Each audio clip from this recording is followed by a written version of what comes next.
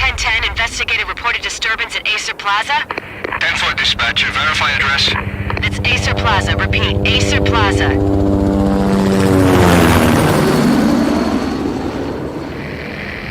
Shots fired on the rooftop. An assault in progress at Acer Plaza. Repeat, an assault in progress.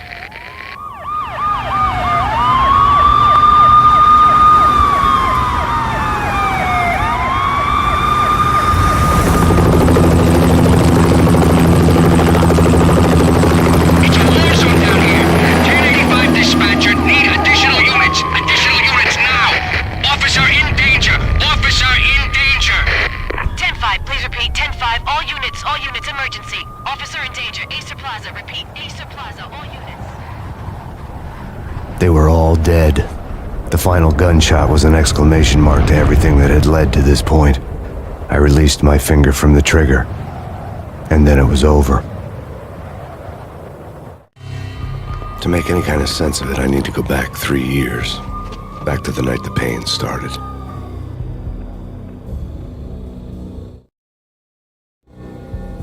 I was still on the force back then. NYPD, Manhattan, Midtown North Precinct, Hell's Kitchen.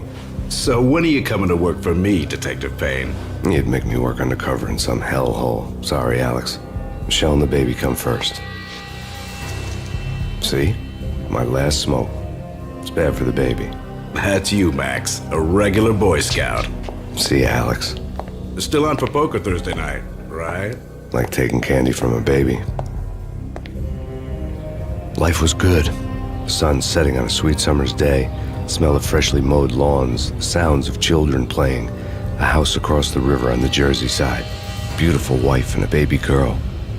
The American dream come true. Honey, I'm home. But dreams have a nasty habit of going bad when you're not looking. The sun went down with practiced bravado. Twilight crawled across the sky, laden with foreboding.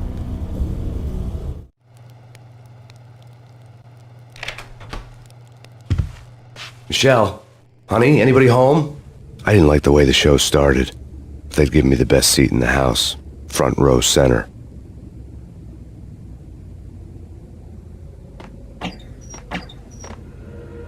What the hell?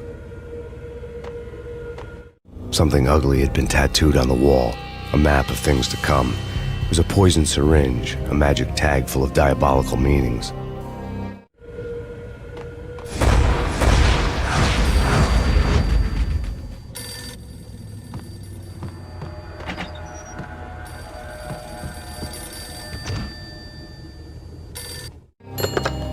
Listen, someone's broken into my house. Call 911. Is this the Payne residence? Yes, someone's broken into my house. They're still here. You have to... Good.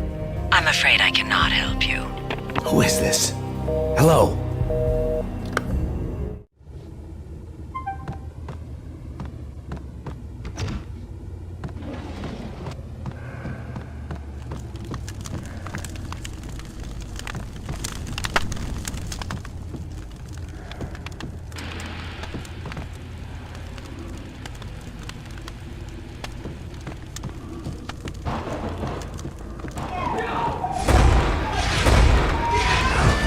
Michelle!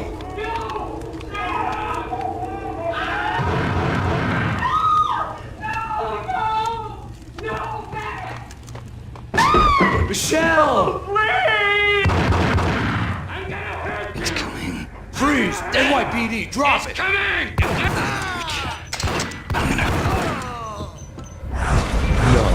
No, please God, no.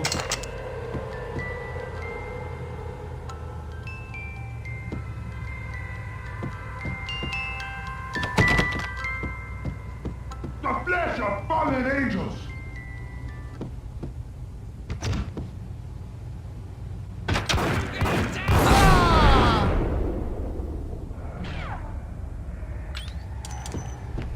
No, God, no, please, Michelle. Oh, baby.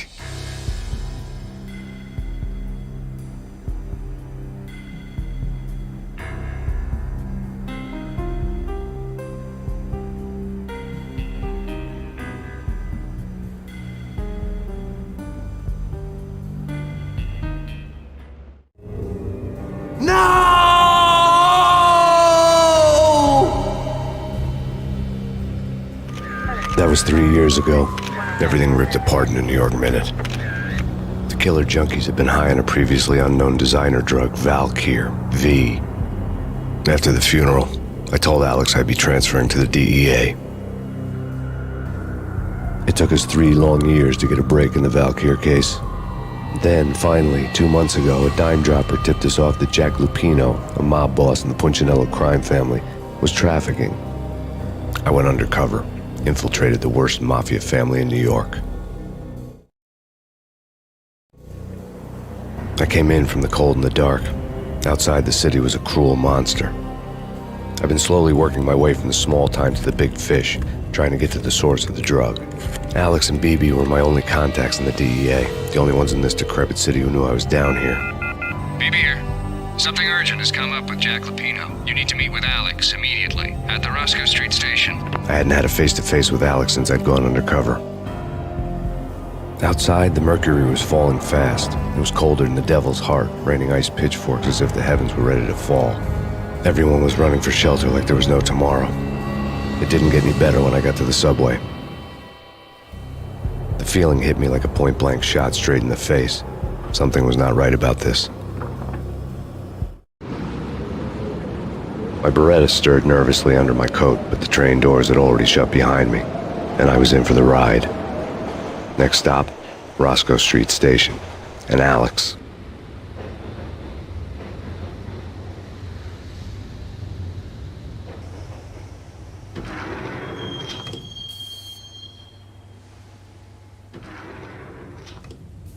The station was drenched in gloom. Alex was a ghost, nowhere to be seen. I'd have to look for him.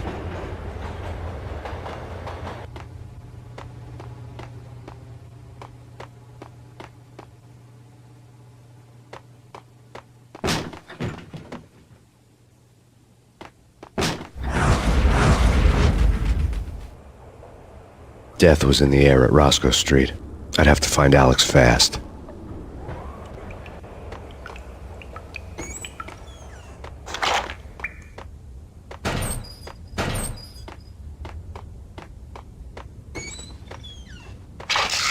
The pills would hold the pain back for a while.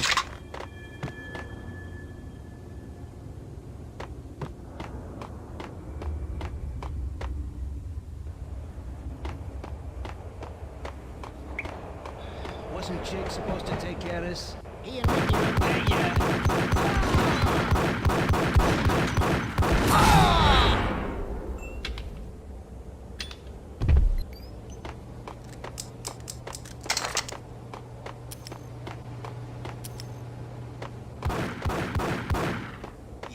What the hell?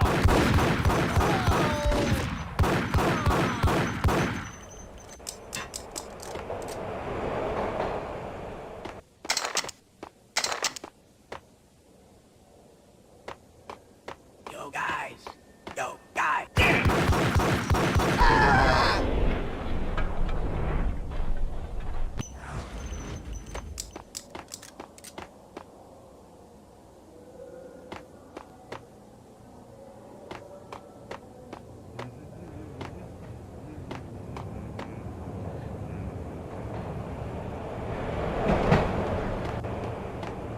Hold it.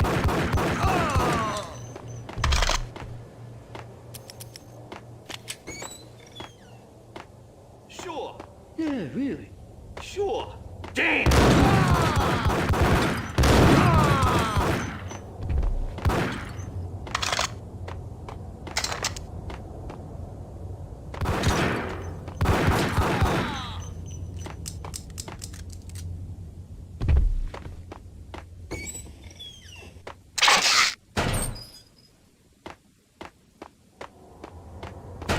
While looking for Alex, I had ended up in the middle of a big-time crime operation.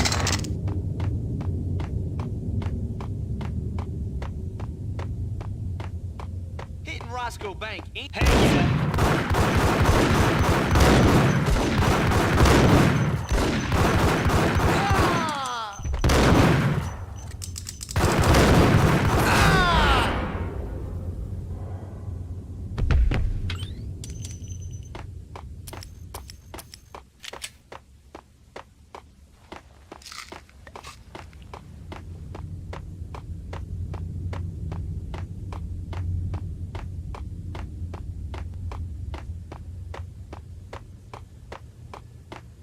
kiss it goodbye. No.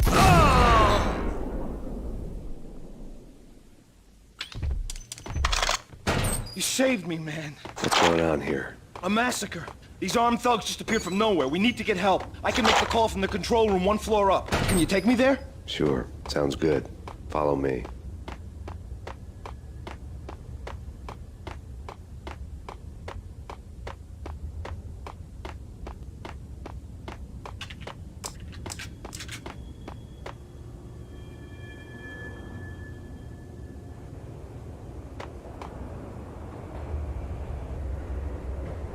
Home free. This way. Hey. Look out!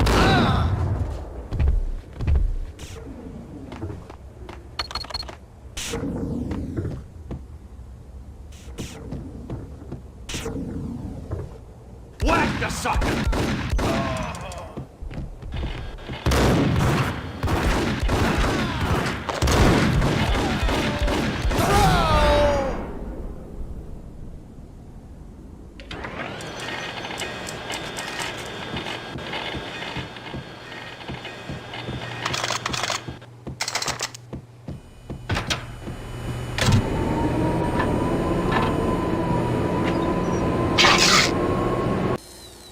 The train lit up like a Christmas tree. The power was back on.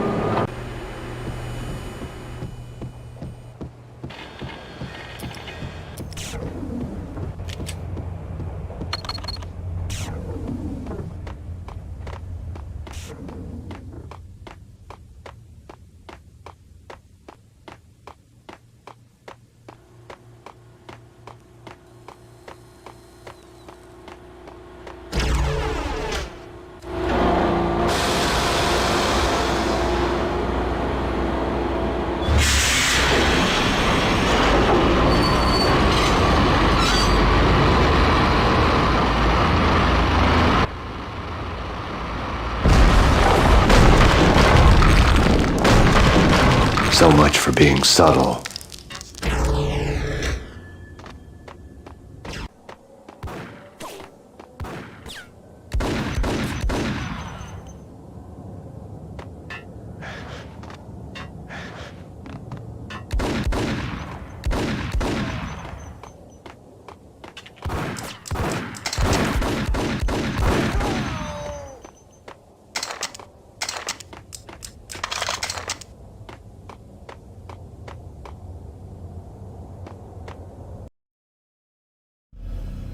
The rusty door led to an abandoned part of the station, closed off since the early 40s. Something big was going down at Roscoe Street. Maybe that's why Alex had wanted to meet me here. Maybe not. One way or the other, I was gonna find out.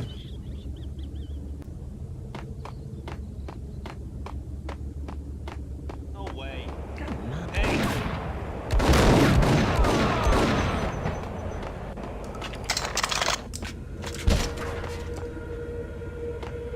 Yo!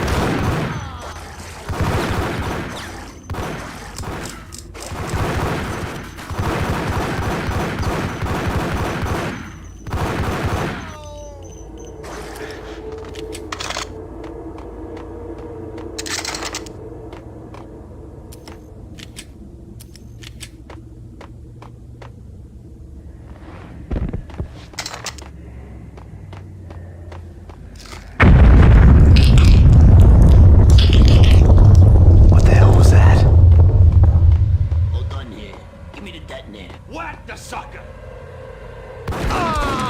Whack the sucker! What the?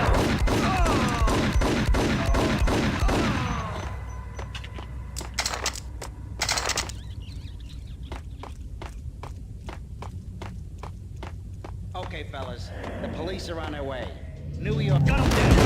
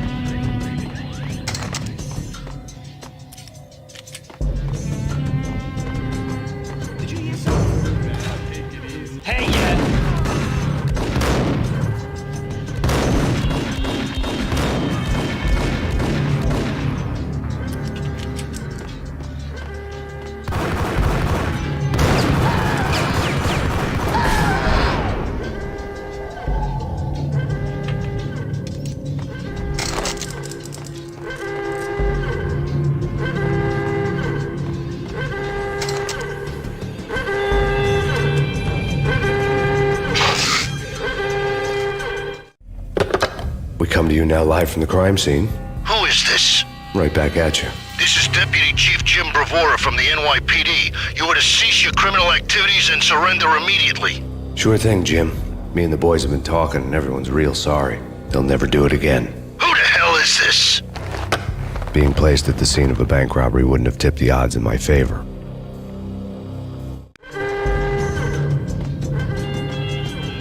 The bank robber's score lay on the table. The bank robbers have been after Acer Corporation bonds. The Acer success story had recently been on every channel and on the cover of every magazine.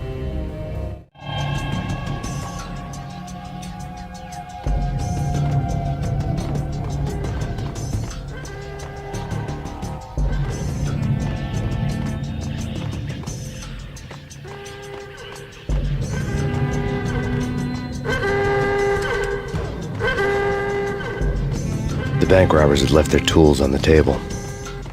Judging by the detonators, the crooks had bought enough explosives to send Lady Liberty into orbit.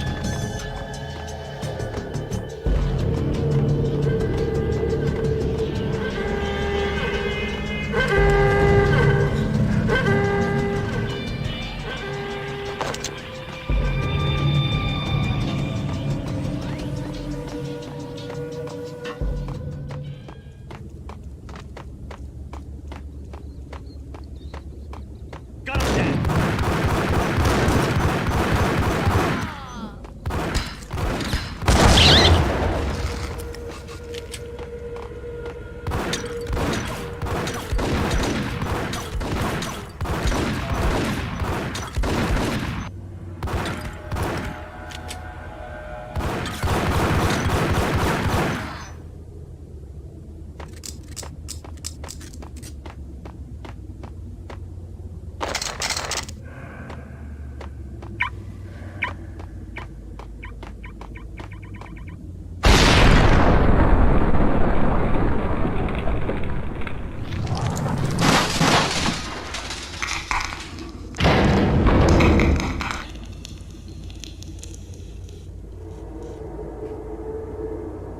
Hold it!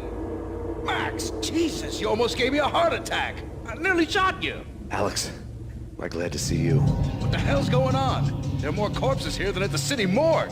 It's an armed robbery, a tunnel job straight to the Roscoe Bank vault through the old station wall. Is this why?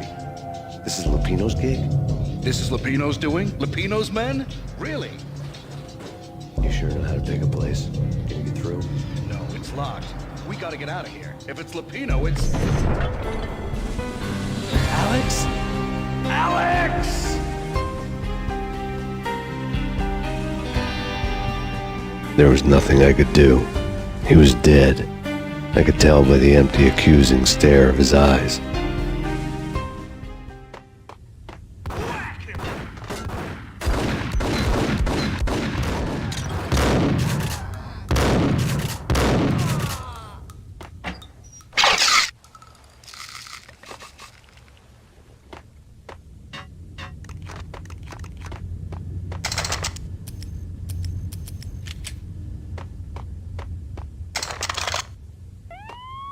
Let's get the hell out of here!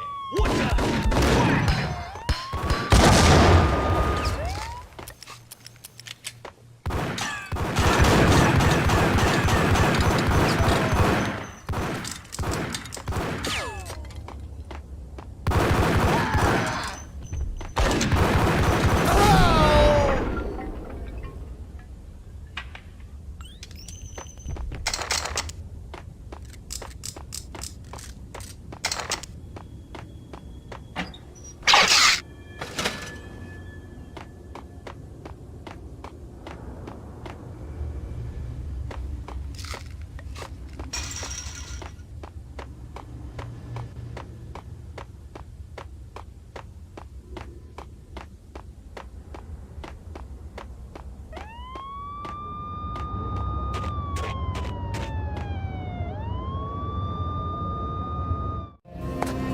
Alex had kept me relatively sane for the past 3 years. Now I didn't know how I felt. Somehow he had stumbled upon something big and ended up stepping on Jack Lupino's toes. Lupino ran his racket of sex, drugs, and contract killings from a sleazy hotel in a slum block of tenements. The NYPD was closing in. I could hear the sirens. Their wail was a crescendo. Lupino thought he could get us by taking Alex out and leaving me to take the fall for it. All he had gotten was my attention. I went for the hotel first. It was a sad old thing with flickering lamps and faded colors, cheap mobster punks and tired-eyed prostitutes. I walked straight in, playing at Bogart like I'd done 100 times before. The place was run by a couple of murdering mobsters with shark smiles. The Finito brothers. Ladies and gentlemen, it's the pain in the butt. Pain to the max. You're killing me. Did you make that up yourselves, or you get some wino downstairs to come up with it? Don't answer that. A rhetorical question. I got something for the boss. Lupino around? That kind of depends on who's asking. A friend or a junk squad plan. Don't answer. It's one of them, how do you put it, rhetorical questions. Lupino ain't here, but he said bye. Lupino wasn't in his cheap hotel. Instead, I ran into the Finito brothers. My cover had been blown. The door slammed shut behind me, and then I was dodging bullets like raindrops. Pain in the butt. Ha-ha! Pain to the max. Junk squad pain for city court. Deeper, lying down. Bring it in.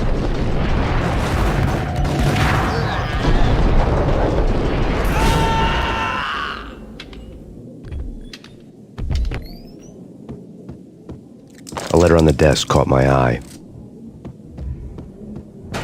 Bosses! Everything all right? Bosses! Joey, Virgilio, you all right in there? They're not answering. Call the others. Tell them to come quick. Okay, but we can't wait for them. We gotta go in now. Bosses, we're coming in. It's Payne!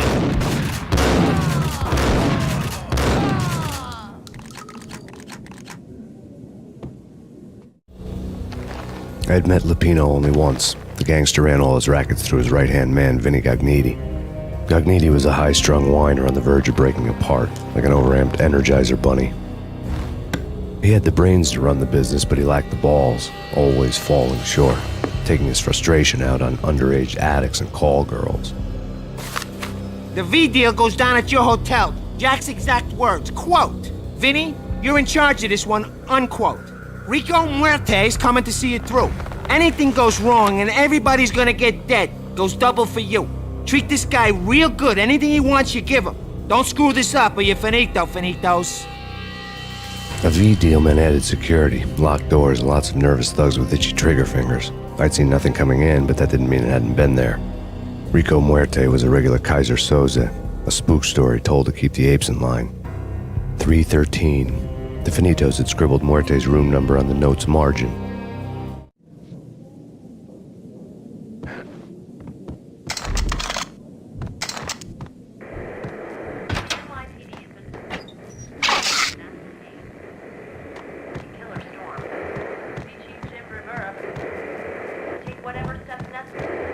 In his press conference today, the mayor stated that Valkyr represents a clear danger to New York and called for drastic actions to eliminate the problem. On today's top story, the Valkyr crisis worsens with the murder of DEA Special Agent Alex Balder. Special Agent Balder had been shot repeatedly from a point-blank range. The gunman has been identified as Max Payne. The noose is sure to tighten around this fugitive criminal as more NYPD units join the search to apprehend him. I had just gotten my 15 minutes of fame.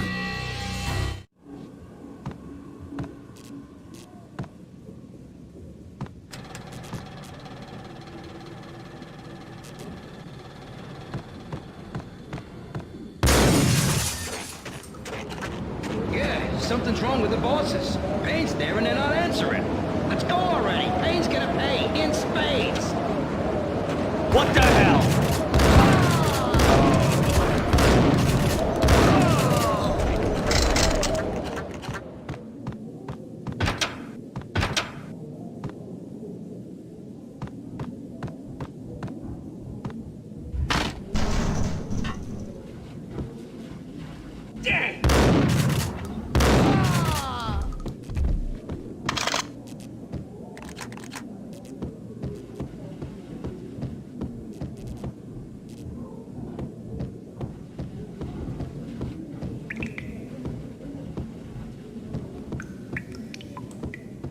Previously on Lords and Ladies. Lady Amelia, Marquis Valentine asks for an audience. Thank you, Lawrence. My lady. My lord. And now, an all-new episode of Lords and Ladies, brought to you in part by Acer Corporation. What the hell?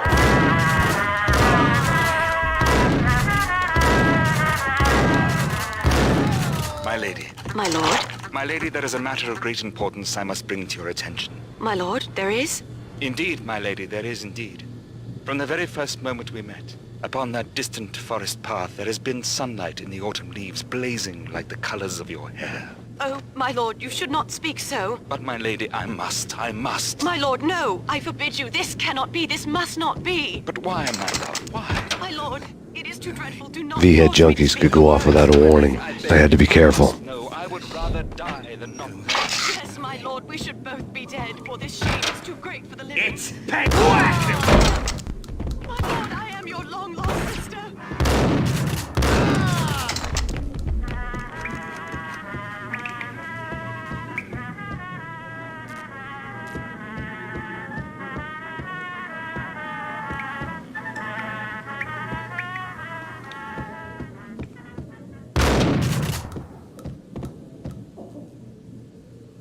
Piece of crap! Oh, careful. It might kick back. Indeed.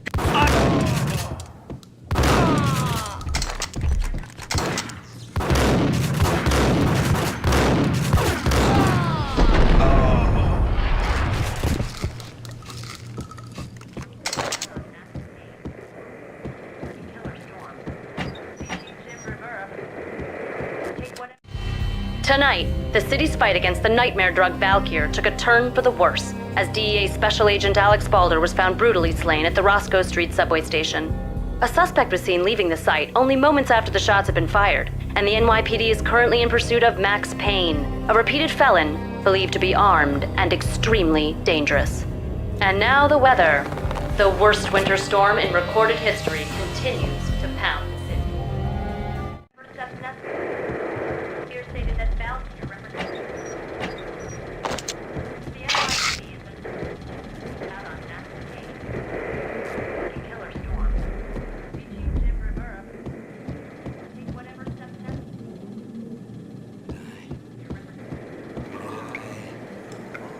Messy inside. Inside. The end. The end. You're gonna die.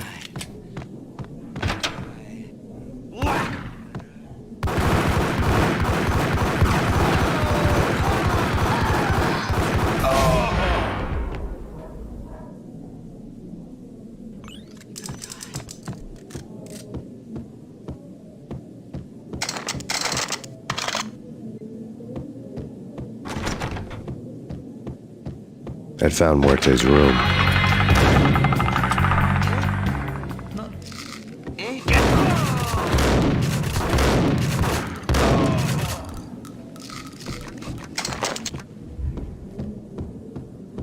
Muerte had received a letter.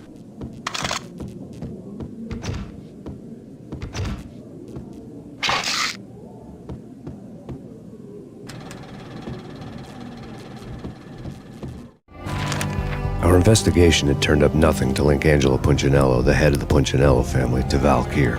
All tracks had ended with Jack Lupino. The letter in Muerte's room was signed by the Don himself. It was the first hint that the Kingpin knew what was brewing inside his syndicate. The trouble you got into after the Chicago screw-up. The Punchinello family bailed you out. You have been waiting for a chance to pay us back. One of our trusted boys has a monkey the size of King Kong on his back, and we need your special skills for backup on a major deal. Collecting evidence had gotten old a few hundred bullets back. I was already so far past the point of no return I couldn't even remember what it looked like when I had passed it.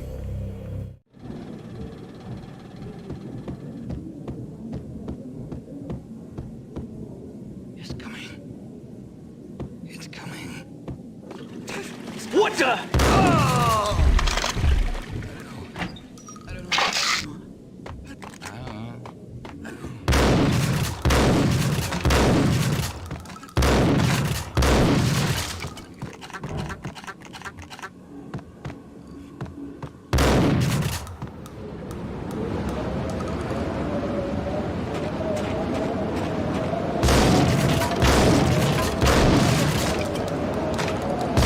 I didn't want to know what had happened here.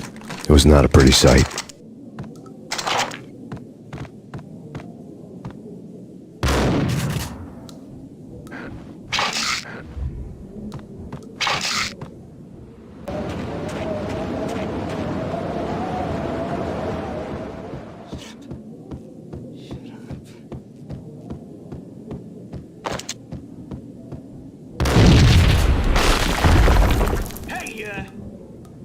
Told you, goddamn.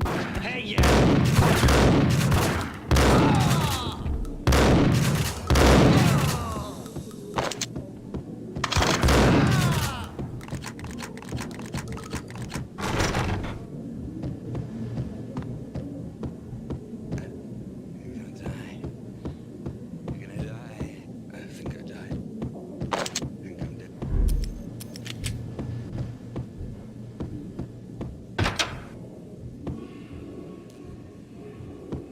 The hooker had left her diary on the table. The diary belonged to a hooker named Candy Dawn. The read would have made a vice cop blush. Had talks with the mystery hag over the phone again. Sent her the latest One-Eyed Alfred tape. As long as the hag keeps paying for the tapes, the old man could come every day for all I care. She had a nice sideline, making secret X-rated flicks of her clients and selling them to the highest bidder. They would get her killed if her V-fix for the day didn't do it first.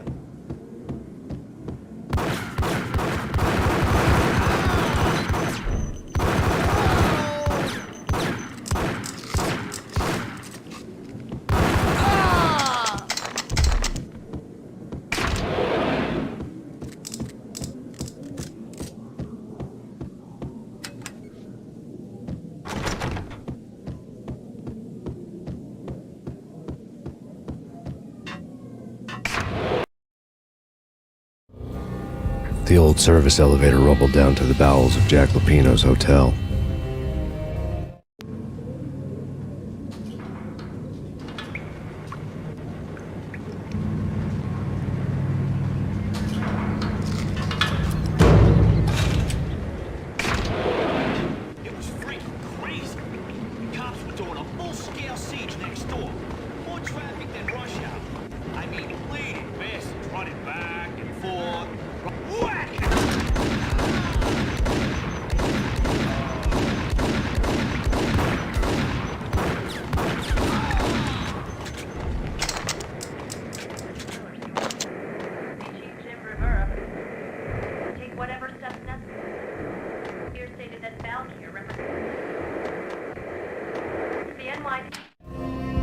A winter storm warning is in effect in the whole tri-state area, as both freezing rain and heavy snowfall continue. Many roadways are already closed, and people are advised to stay indoors. The severe blizzard has ravaged New York for 3 days now, with no end in sight. We'd been snowed from the start in the Valkyr case. The forecast said there was plenty more where that had come from. But the snowbound city was on my side. Less chance of innocent bystanders getting caught in the crossfire.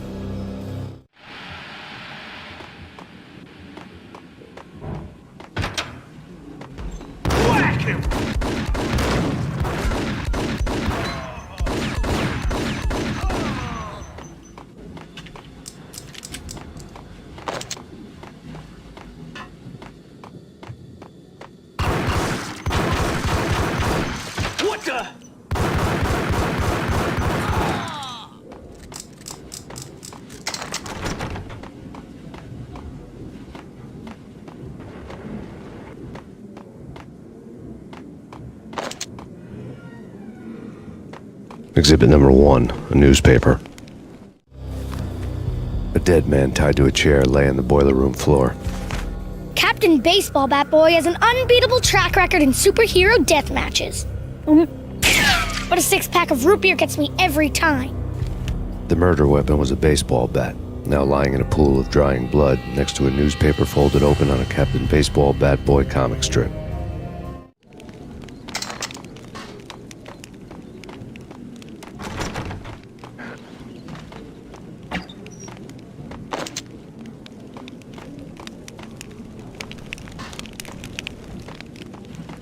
Take vampire movies. Why are they always set in LA or Mexico? They can't even get a tan. If I was a bloodsucker, I'd move to the North Pole. Get him!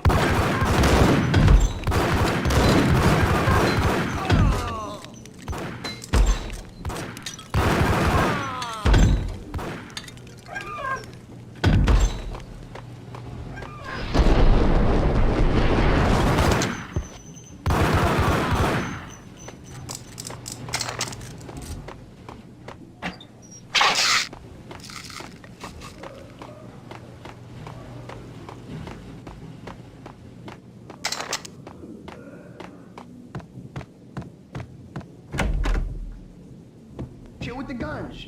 Trust me, you don't want to piss Muerte off. Gentlemen, let's do business. Green for green. Cheers and green-eyed angels. Amen.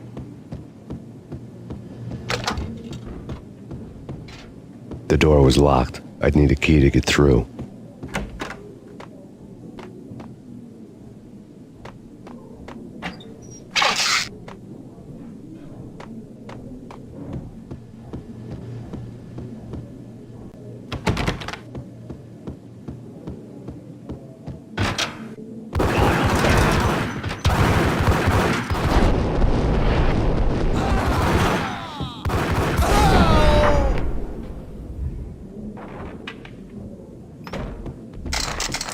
A lifetime ago, this would have gone down as a narcotics arrest.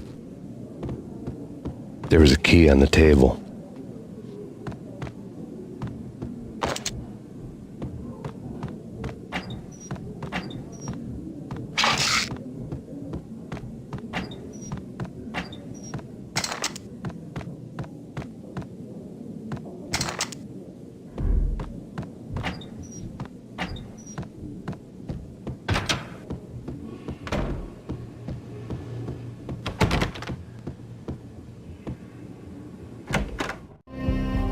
Two mad dog killers, ready to murder each other. They step into the next room, and I'm thinking, now they're gonna do it. But no. They sit down in front of a TV and solve their differences with the Kung Fu fighting video game. I tell you, kid, I was so depressed, I strangled them both with the video game cables. Oh, Rico, you're so bad. I am, ain't I? Rico Muerte, big-time hustler. Who the hell? It's that cop. Muerte went for his gun. Do something.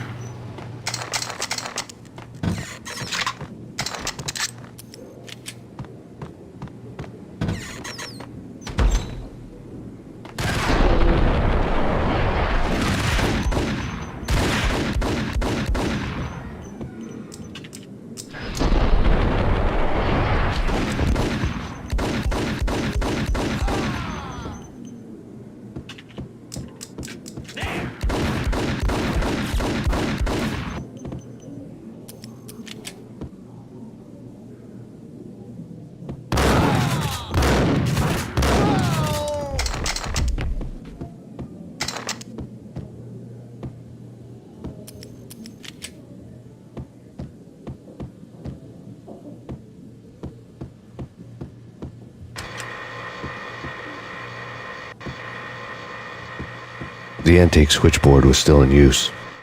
There was an old telephone switchboard in the back room of the reception area, the kind that made phone tapping child's play. It wasn't hard to picture a fat pimp sweating with headphones on, listening to his hookers talk dirty and fake orgasms over a web of party lines, the blood veins of New York.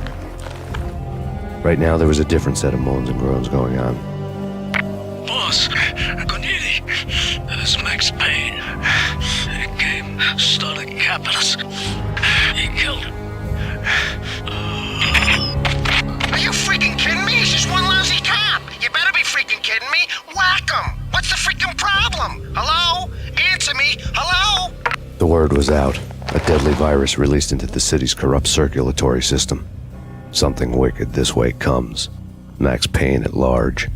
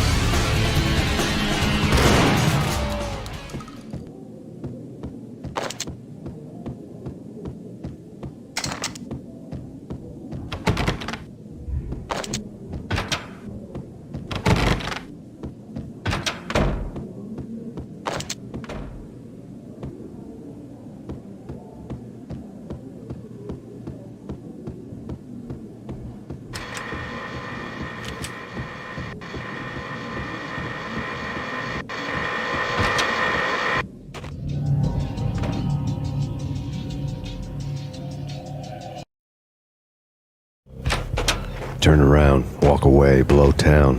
That would have been the smart thing to do. Guess I wasn't that smart. Lupino's tenement buildings were a seedy hangout for all kinds of sleaze. A liquor store, a pawn shop, a laundromat full of mobster bookies and loan sharks. The list went on. The how and why of it was a mystery to me, but they knew I was a cop. They knew I was coming, and they were going to get real trigger happy about it. I got to see Lupino's hangout all lit up. A bomb went off, turning snow into liquid gold. A pillar of fire lifted the remains of a car straight up into the air. The flames were highlighted on the hood of a black Mercedes-Benz as it coasted down the street real slow, as if the driver didn't have a worry in the world. I got a good look at the man riding shotgun. It was Vladimir, the head of the local Russian mob, the fly in Don Punchinello's soup. The ringing in my ears was the sound of a mob war being waged.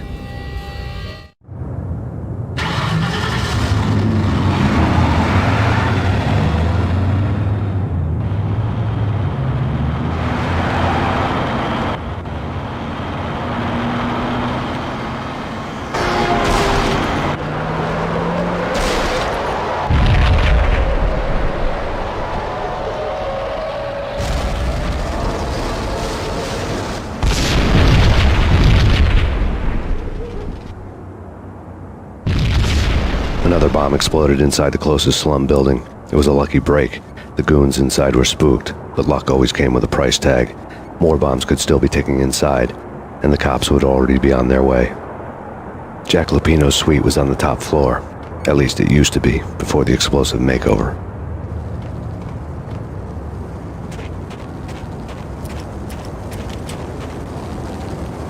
I don't know, man. I don't know about this. Yo!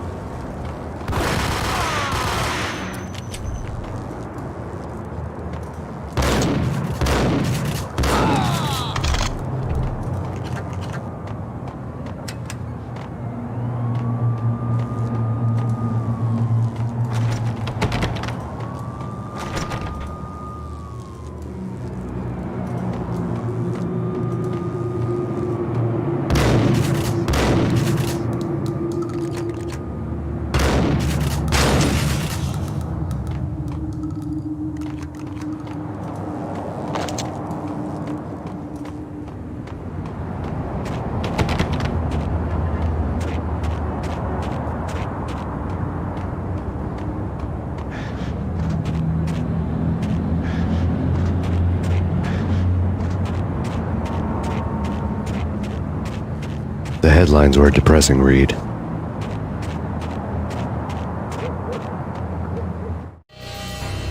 The headlines were screaming bloody murder. The storm was a screaming duet with the approaching prowl car sirens. It was all a scream when you were down for the count and wanted for murder.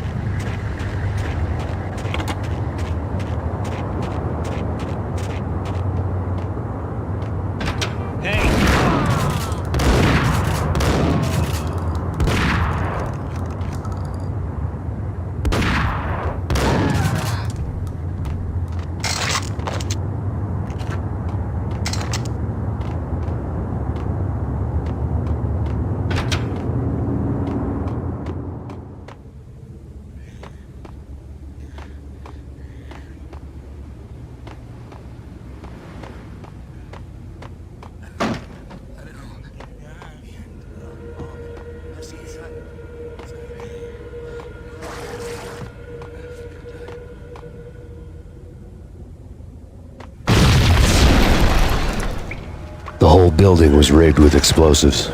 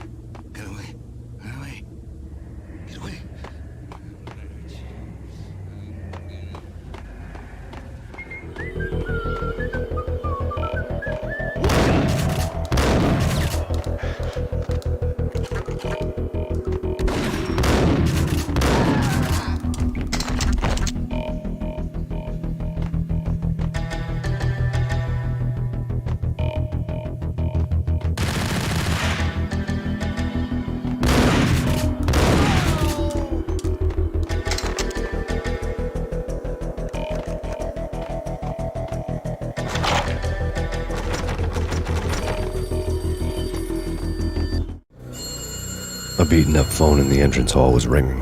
It could have been just a junkie in need of a fix, but it turned out to be something more sinister than that. Am I speaking to Mr. Payne? Who wants to know? My name is Alfred Wooden. You must hurry. The police are on their way. Tell me something I don't know. They know you're there. How? And what's it to you?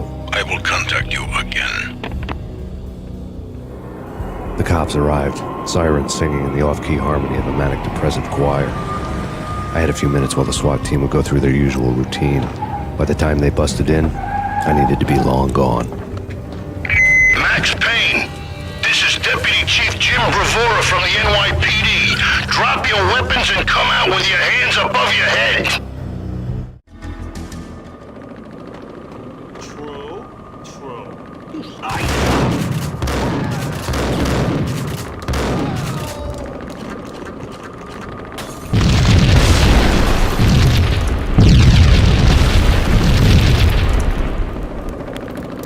A locked door barred my way.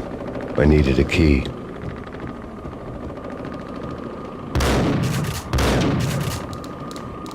Someone had left a letter on the counter. Suddenly it all made sense. The bombs, the Russian mob boss making an appearance in person. Gagniti was his usual self. All talk and no walk. After our hit, the Russian has only a couple of guns left and they can be bought. There's no freaking way he has the guts to try anything after that. As it turned out, the Russian had plenty of guts. One thing you could count on, you push a man too far and sooner or later he'd start pushing back. Max Payne, this is your final warning. Surrender or we'll be forced to take action. Don't make us come and get you.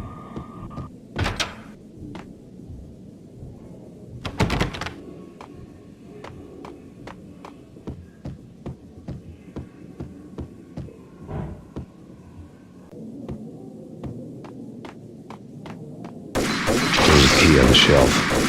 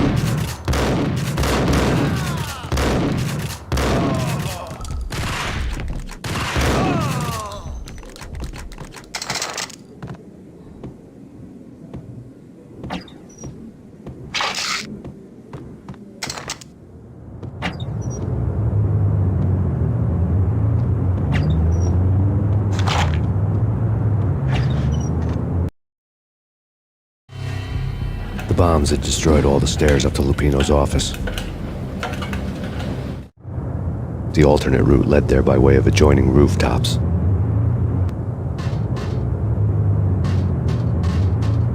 It's never been this cold. Never ever. It's like the sky's falling. Yes, sir. It's the end of the world as we know it. Man, I don't feel fine. To get to the roof, I'd need to get to the elevator through the locked door up ahead.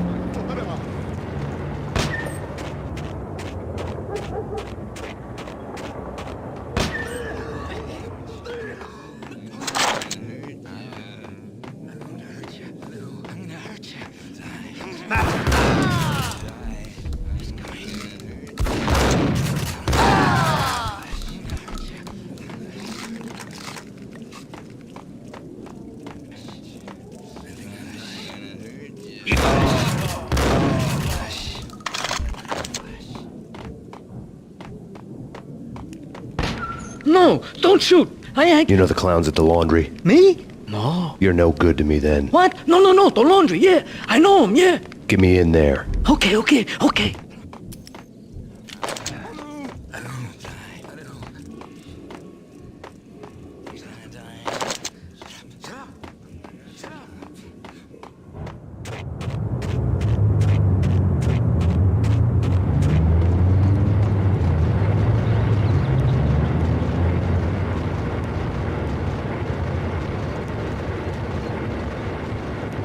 It's me. Open up.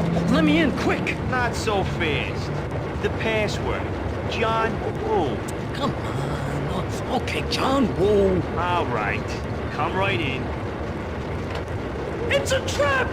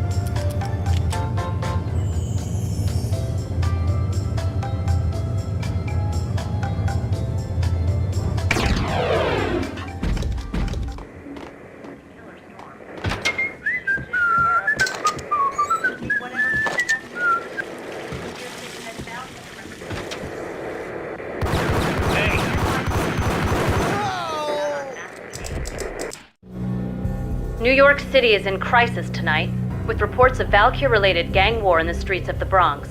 Apparently, Max Payne, wanted for questioning in connection with the slaying of a DEA special agent earlier tonight, is waging a one-man war against his former partners in crime. Among the listed casualties so far are notorious mafia members Joey and Virgilio Finito, as well as Rico Muerte, himself a fugitive from the law, and a suspect for several murders in the Chicago area. The NYPD has been placed on full alert. A citywide APB has been put out on Max Payne. Deputy Chief Jim Bravura has promised to take whatever steps necessary to bring him to justice. What those steps may be remains to be seen. For NYCNN TV News, this is Kira Silver.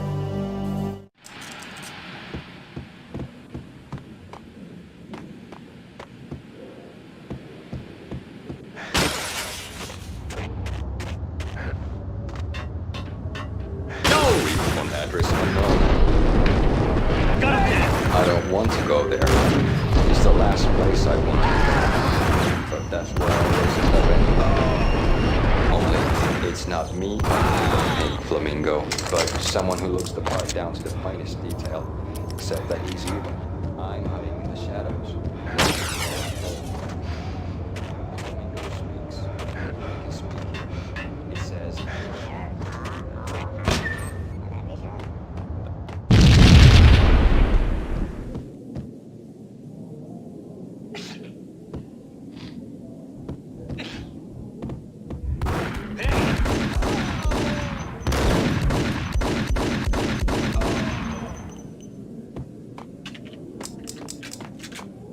Red, blue, or green? It's always red or blue in the...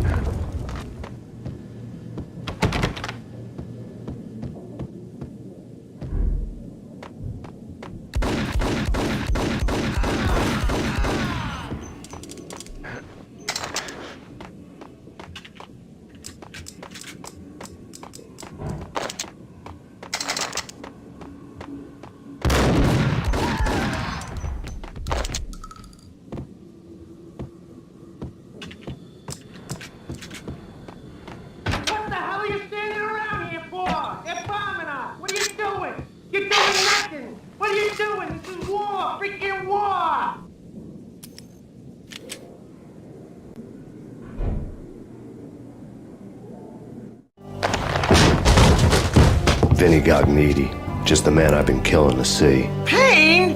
Freaking Fed! I knew from day one there was something screwy about you. What do you think you're doing? You're a freaking cop. You ain't got squad on us. You can't just come in here waving your piece like it meant something. Yeah! Oh my God! Oh God, you shot me! Ah! You're dead, Payne! What the hell are you waiting for, you apes? Kill him! Kill him! With pleasure, boss. Gognitti bailed. I made like Chow Yun Fat.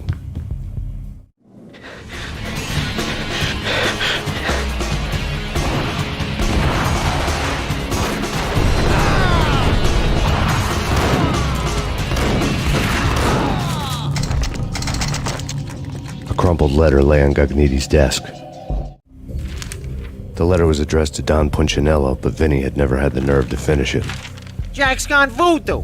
Just the other night, he shot Dino because he wanted to see what his brains looked like splattered on the wall. He's a freaking mad dog. We're running out of men and business fast. Gognitti had been living in mortal fear of his boss. Jack Lupino was a psycho.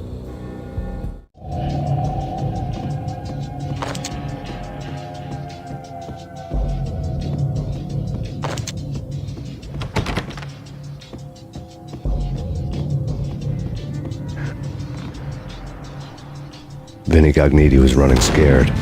He could run, but with a bullet in his stomach like a broken bottle of Tabasco, he was quickly running out of time. He knew where his boss was, and I wanted to square things up with Jack Lupino. Gognitti would be moving fast. I don't know about angels, but it's fear that gives men wings.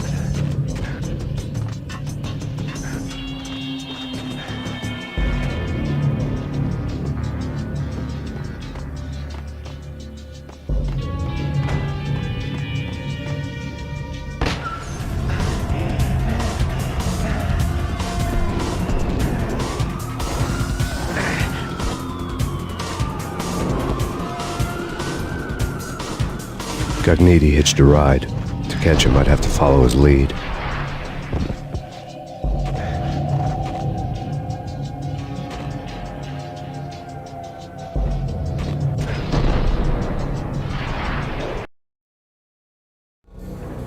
This was my second train ride of the night. The way it started didn't promise anything better than the last one. Freezing wind tearing at my face like sandpaper and razors, ice hard and slick under my hands and feet. And somewhere in the background, the wail of sirens, the city howling after me. New York sped by in fast forward. Dark rooftop water towers and a dead forest of antennas and chimneys, all a blur. When the train he was riding slowed down, Gagniti made his move.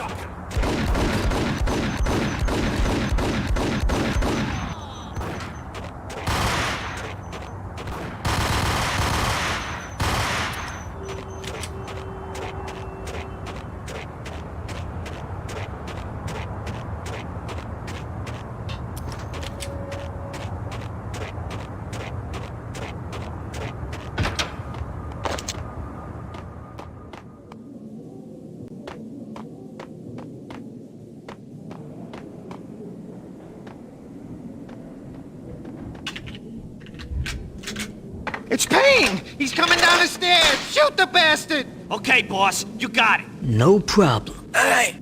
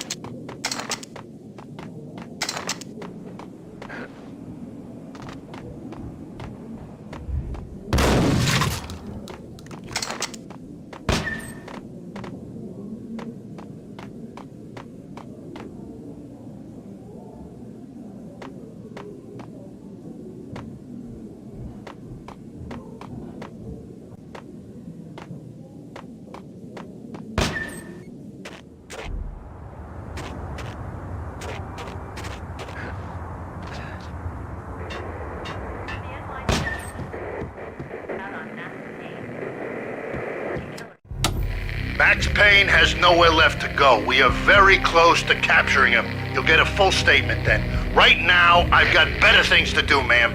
That was Deputy Chief Jim Rivera from the NYPD with no further comment at this time. Apart from his suspicious food habits, I figured Bravura to be one of the good guys. Fate had just dropped us on different sides in this. But when it came to capturing me, he was way out of his league. I had already ditched the cops a couple of rooftops back. For now.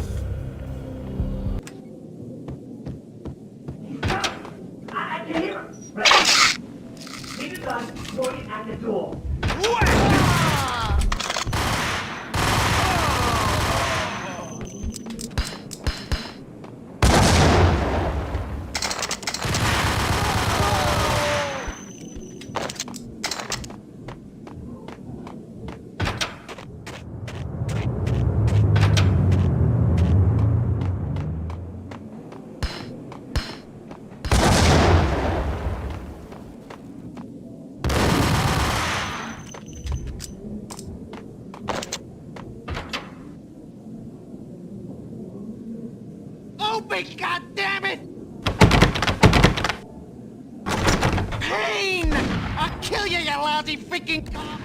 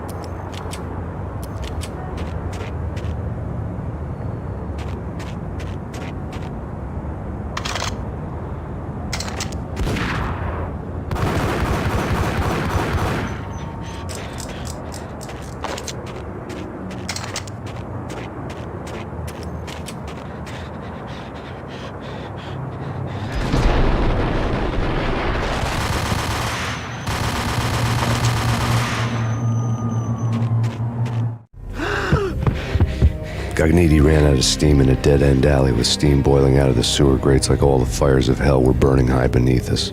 It was shakedown time. Where's Lupino? Screw you! Bad start, Vinny. Ah! Police brutality! I rate pretty high on that. You can't just hurt me in cold blood? Just keep telling yourself that. Listen good, Candyman. I'm not gonna be anybody's fall guy. I want to know where your boss is hiding. There was no glory in this. I hadn't asked for this crap. Trouble had come to me in big dark swarms. The good and the just were like gold dust in the city. I had no illusions. I was not one of them. I was no hero.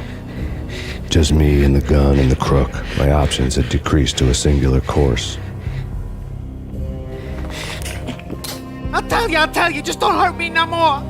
Lupino's at Ragnarok, the nightclub. Book me, take me in, hold me to the freaking jail, just don't hurt me. Your rights will be read at your funeral. Ragnarok was Lupino's private nightclub, a den of drugs built into an old theater. I knew what waited inside. V-head junkies ready to explode in random acts of senseless violence. And Lupino's goon squad, the worst stone-cold killers this side of hell. Ragnarok was as inviting as a headache, flickering and flashing to a machine gun beat. The belly of the nightclub was a gothic theme park that began with bondage games and led to the nasty stuff from there. As subtle with its dark message as a cop killer bullet through the heart. Like father, like son, just like Jack Lupino.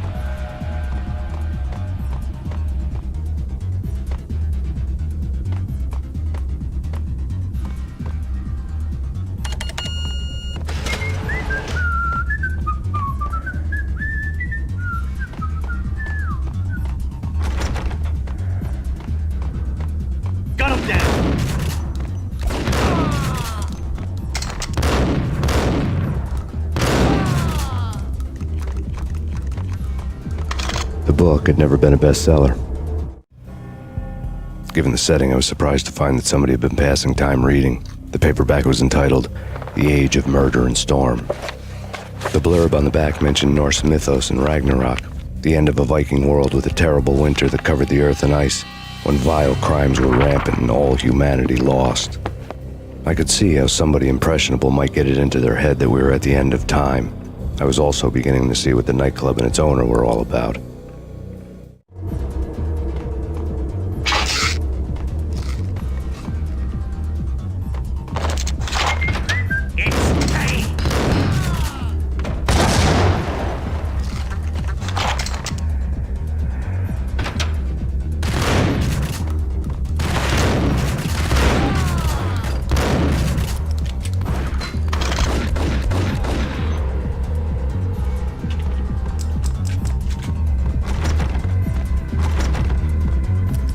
Hold it!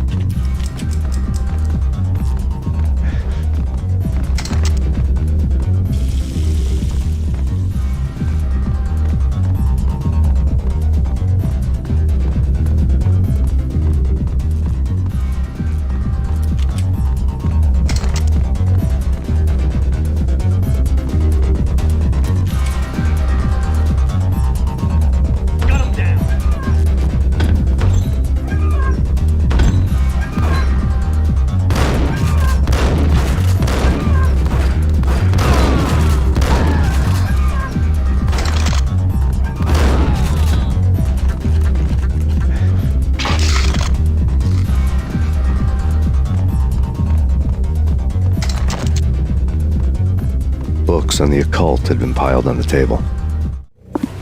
The room was stacked with light reading, such as Necronomicon, Witchcraft, and Paradise Lost. Old exotic titles like Malleus Maleficarum and De Umbrarum Reini Novum Portis. Books with pentagrams on their covers, all dealing with the occult and the infernal, lying between stacks of horror videos and a couple of Ouija boards. The only thing I could take seriously was the thought of Lupino taking it seriously. He had been spending a lot of time getting intimate with the guy downstairs.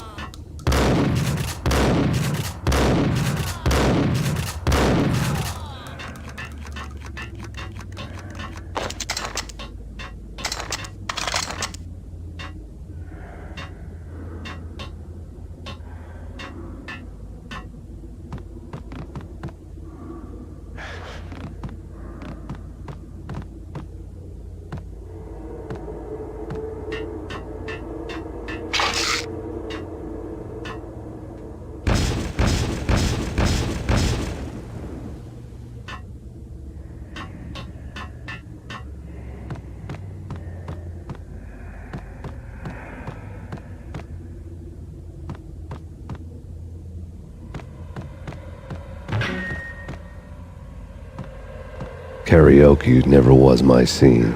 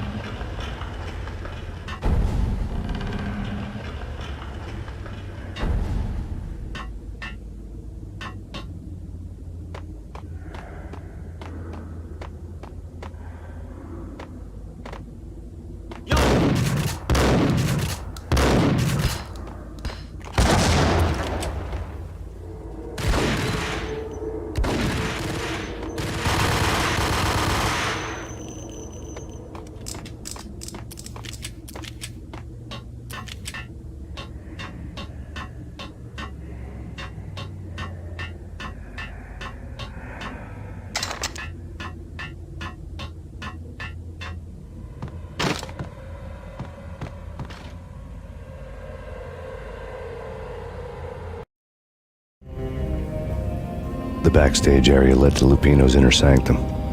The hot air inside was like an invisible wall, thick with incense and something else, a sickly sweet smell that made you gag. This was the rotten core of the Big Apple. Lupino lurked somewhere ahead, like a spider at the center of his web, waiting. The vapors in the air started to make my head swim. Torn pieces of a letter lay scattered on the sofa.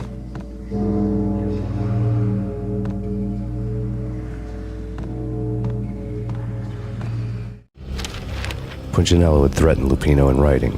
The note had been torn to pieces, bloody fingerprints all over them. Don't want you to think that one of my boys is not playing with a full deck. Shape up, Jack. We are running a business here. I'd hate to send the trio to strong-arm you. The trio were the Don's notorious henchmen. It was obvious that Lupino hadn't been intimidated by the threat. Lupino's notes covered the table.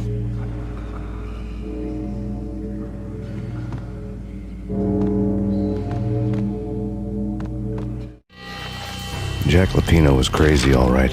The table was scattered with notes of demented arcane nonsense written in rusty blood, a mishmash list of demons, devils, and dark gods evoked. Beelzebub, Asmodeus, Baphomet, Lucifer, Loki, Cthulhu, Lilith, Hela, blood given to you all.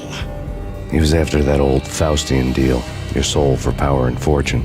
Just sign on the dotted line with your blood. Lupino's notebook lay on the pedestal. Jack Lupino was crazy, all right. Mythic wolves, let loose to devour the sun and the moon. Lupino is the wolf. I'm Mr. Beast, the big bad Fenris wolf. I'm the end of the world man, wearing the flesh of fallen angels. After Y2K, the end of the world had become a cliché. But who was I to talk? A brooding underdog avenger alone against an empire of evil, out to right a grave injustice. Everything was subjective. There were only personal apocalypses. Nothing is a cliché when it's happening to you. The flesh of fallen angels! Come to me all! Astaroth, Beelzebub, Asmodeus, Baphomet, Lucifer, Loki, Satan, Cthulhu, Lilith, Hela! Blood to you all! Secrets living under the skin of reality. I've seen it. The corruption of flesh.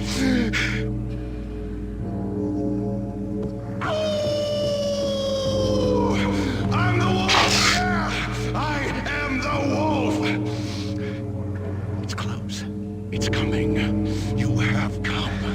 A witness to the end of time. It's now! I will rise to her side! I don't need the words! I'm beyond the words!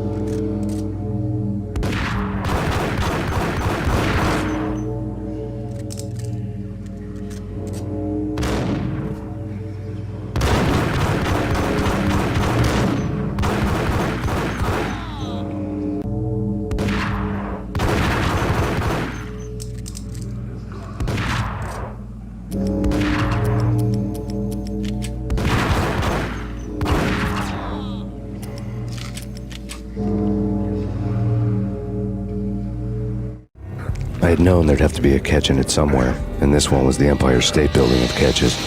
Lupino was pumped up and dying to go 15 rounds with a mutant alligator. And then he started this spooky monkey talk, straight from a bad dream. Mine. I have tasted the flesh of fallen angels. I've tasted the devil's green blood. It runs in my veins. I've seen beyond a world of skin, the architecture of blood and bow and arrow. Death is coming! She is coming, and hell follows with her. This is the twilight winter. I am ready to be her son. Her time is now, and all who stand in her way must die!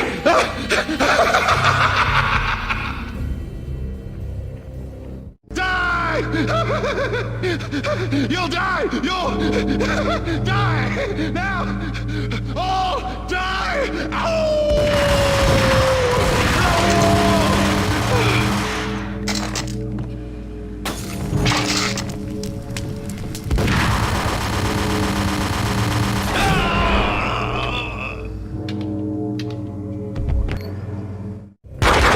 When Lupino finally went down, I wanted to make real sure he'd stay that way. V was a bad monster. Turned them into friggin' zombie demons from outer space. I think he's dead already. Huh? And that's when it happened. But dead or not, you've got the wrong guy. In stepped this knockout femme fatale holding a gun to my face. I returned the favor. Lisa Punchinello. Lisa Punchinello was the Don's wife. Mona Sachs. Lisa's evil twin. Your safety's off, evil twin. You might hurt someone with that gun of yours. Lisa's the damsel in distress. I'm the professional. I'd blow you away without batting an eye. Sure, and you can check out my credentials splattered all over this joint. Jack couldn't have framed you. Not the state he was in. We're after the same slime bag. Angelo Punchinello's the one who murdered your friend and framed you with it. You know this for a fact. I've got my sources. I don't have a clue these days. I just shoot them as they come. Who put a contract on the Archfiend? This one's mine. I hate the guts of that sadistic wife-beater. Why not pool our bullets for this one? I thought you'd never ask. My finger was starting to twitch. How do you like your whiskey? I'm easy, as long as you don't try to slip me a Mickey. You're a real angel, Max. It was good stuff. Tasted sweet as honey going down. Nothing personal. Can't risk you going berserk and getting Lisa killed.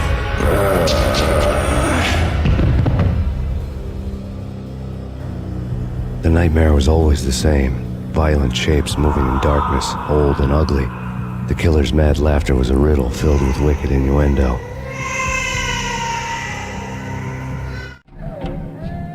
Somewhere, the baby was crying.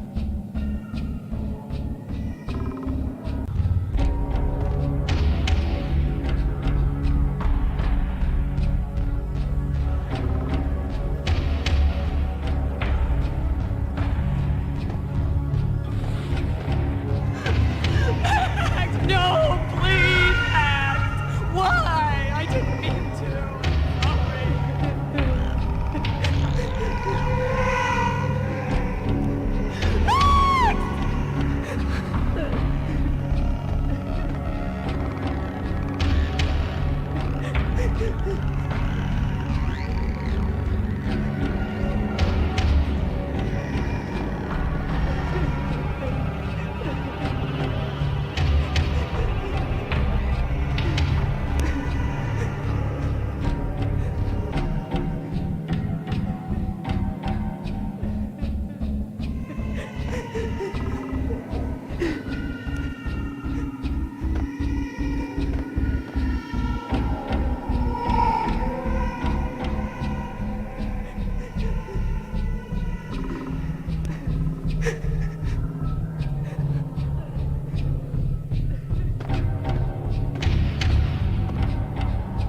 Should have known it when we found you snoring next to Lupino's corpse.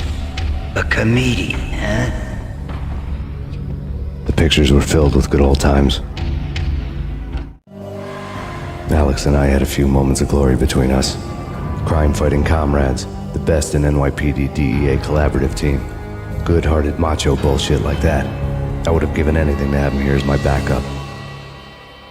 No such luck. No luck at all.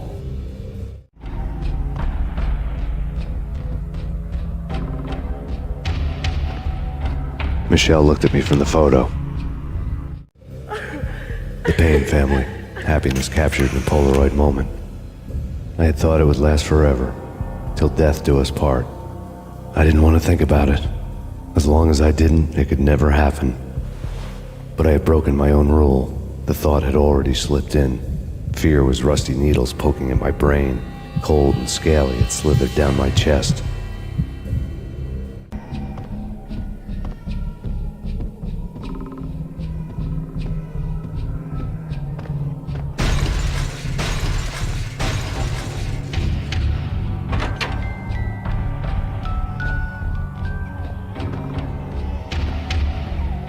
I really love to watch cartoons.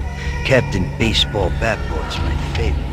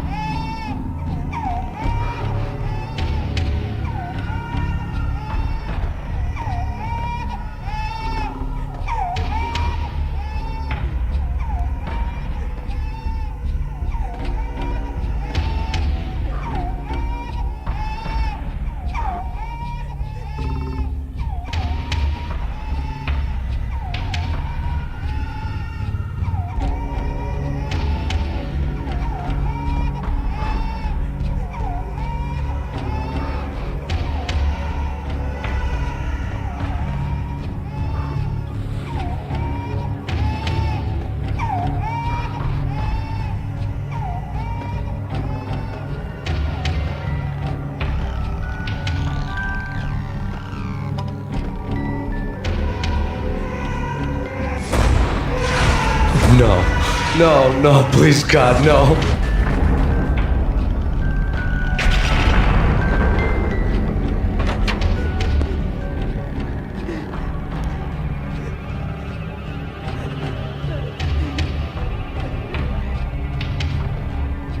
Slice them, dice them, shoot them full of holes, blow them to bits, vaporize them, disintegrate them. No matter what you do, they'll still be back good as new.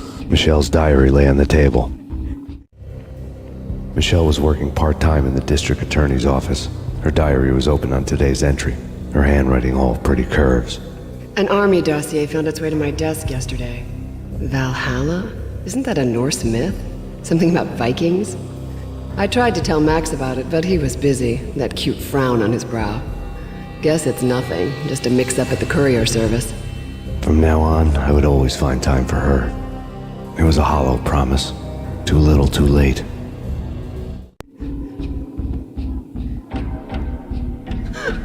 Max, no, please, Max. Why? I didn't mean to. I'm sorry.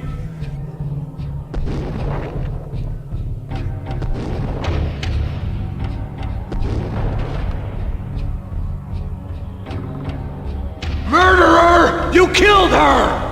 Nothing like that ever happens in the real world.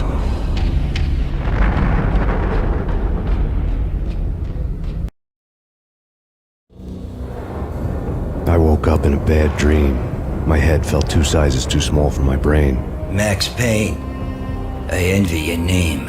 And the killer was smiling. Pleased to meet you. I'm Frankie the Bat Niagara. Niagara, as in you cry a lot? He had a baseball bat and I was tied to a chair. Pissing him off was the smart thing to do.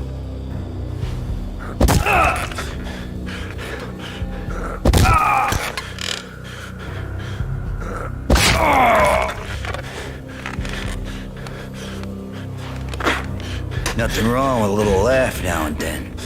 Take me, for example. I love to watch cartoons. Cartoon violence is a fascinating thing. Let's take a break. I need to take a leak and maybe grab a cold one at the bar. Don't worry. I'll be back to finish this off. And then, it's checkout time. You play, you pay, you bastard. He swaggered out, and the door clanged shut behind him, locks clicking into place. Everyone makes mistakes. Mine hadn't been to crack jokes about the goon with the bat. He'd have cracked my skull regardless. It hadn't even been to trust a girl with a gun. I had blindly gone after the first bad guy on my hit list when I should have been aiming further up the ladder, at the head of the Punchinello family. I couldn't bring myself to be pissed at Mona. Guess I had a soft spot for her pretty face.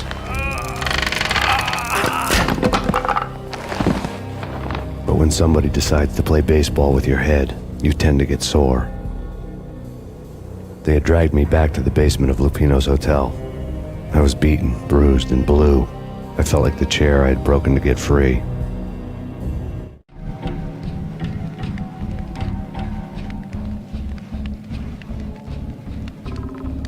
All I had was Niagara's bat, sticky with my own blood. Without a gun, I'd be no match for Frankie's men. I'd have to play hide and seek with them. It's tough. We'll take care of it. Yeah, I know. Just I would. Hey, hold it.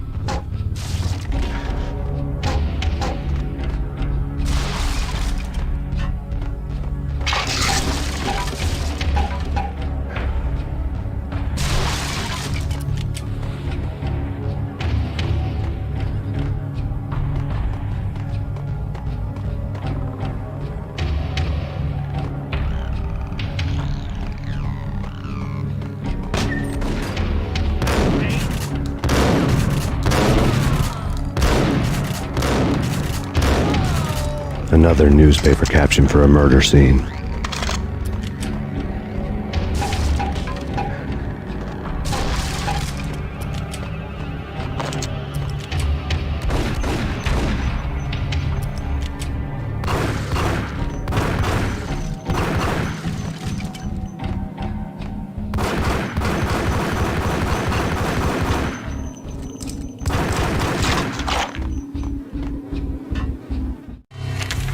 Frankie had left his calling card, a Captain Baseball Bat Boy strip, next to a sewer passage filled with bodies.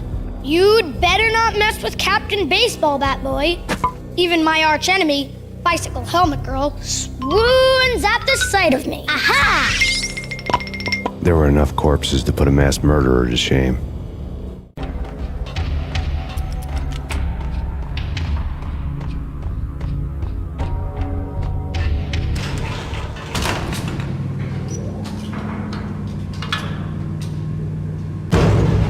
There he is.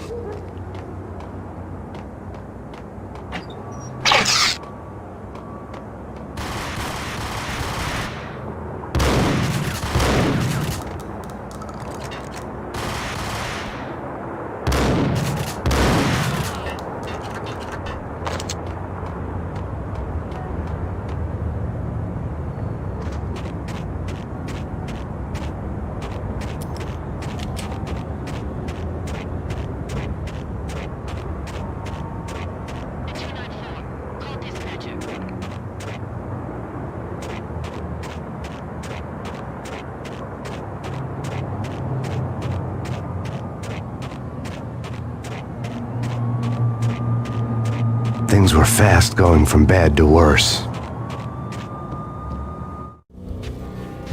The men in blue had come and gone. They had decorated the place with chalk outlines and tied it together with yellow tape. The cops who had stayed behind were dead. Frankie, his boys, and I had the place all for ourselves. Just forget about it. Just forget about it. Hey, just forget about it.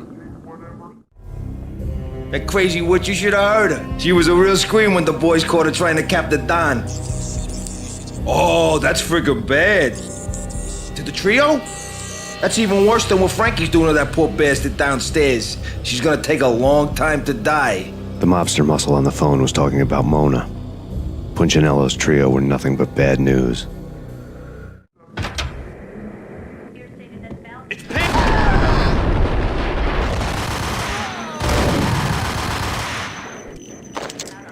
More evidence that Punchinello didn't like me much. The fact remains that all the victims so far identified in the Ragnarok shooting have been known criminals, many of whom had large doses of V in their blood. Reliable sources say that Max Payne was also among those killed, although no body has been recovered at this time. Reliable sources. That meant somebody thought the Mafia had me, and didn't want the cops snooping around anymore. The body would be delivered to them barely recognizable. Case closed. Don Punchinello had the power to be that reliable source, which was no news. But his news was old news. Framing me hadn't been enough. Don Punchinello had put a hit on me. He wanted me dead, and it had been important enough for him to give written instructions to Frankie about it. Max Payne should die like a dog for the trouble he's caused. Frankie, I know I can trust you to give this matter the dedication it needs.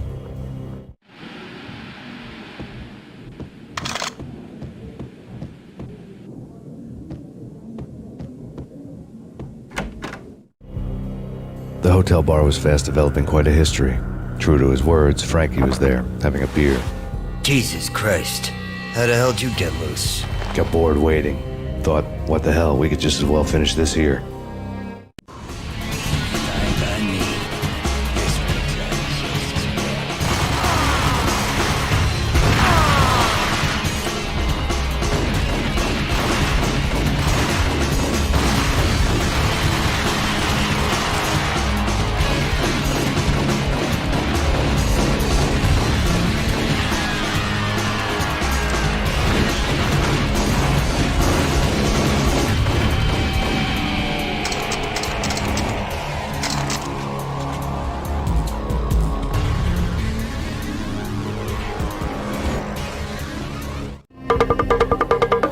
Thank you. You've been a lovely audience.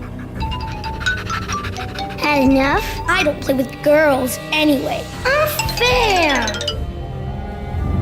I spotted the tail as soon as I left the hotel. A big black Mercedes. I'd seen the car before. That time it had heralded impressive explosions. Vladimir was back. Bang! You're dead, Max Payne. I might have laughed if I remembered how. What's this supposed to be? Cops and robbers? Look, you want something with me? Get in line. Peace, man. Relax. You know you are a real news item. Armed and dangerous. I am going to make you an offer you can't refuse. I've always wanted to say that. It's a bum rap. I've been framed. That's a moot point. Whatever you did or did not do, I'm sure you had good reason for doing it. Want to hear me out? I'm listening. Punchinello messing with V is bad for business all around. But that's not all. There is this guy, Boris Time, used to pull jobs for me. He's the captain of the cargo ship Charon. Now the bastard turncoat has gone over to the other side, Punchinello's. The ship's loaded with high-res hardware, guns, my business. If Punchinello gets hold of that cargo, he's won and I have lost. And you'll have your work cut out for you. If you want to get to Punchinello, you'll need heavy-duty persuaders. I am just the man to get them for you. Change the ship back under my flag, maybe pop 2 in the traitor Dime's head while you're at it. You'll get enough guns to start the apocalypse. You in or out? Let's get this show on the road. Vladimir was one of those old-time bad guys with honor and morals, which made him almost one of the good guys. None of us was a saint. The Brooklyn riverfront was a maze of rusty containers, sharp-boned cranes looming up from the snowstorm. On a night like this, you couldn't help but think of the dark army of dead men sleeping with the fishes, cement shoes in line. No Minotaur lurked in this labyrinth, but somewhere out there, on the clanking deck of his carburetor, the skipper of the Chiron was waiting, like the ferryman in the river Styx.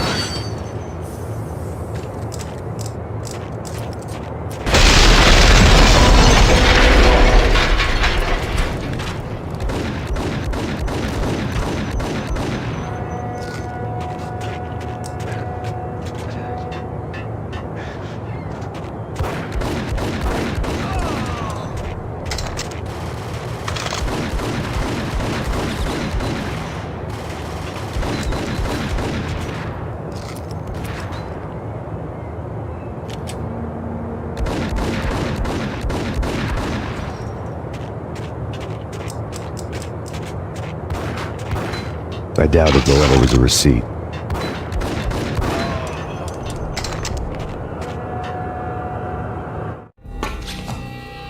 Rico Muerte had come to town to do more than just sort out family troubles. Exhibits number 1, 2, and 3. A briefcase of money, a sniper rifle, and an envelope with one word neatly printed on a folded piece of expensive paper. Mayor. It didn't sound like a mafia contract at all. It was too cold and too to the point.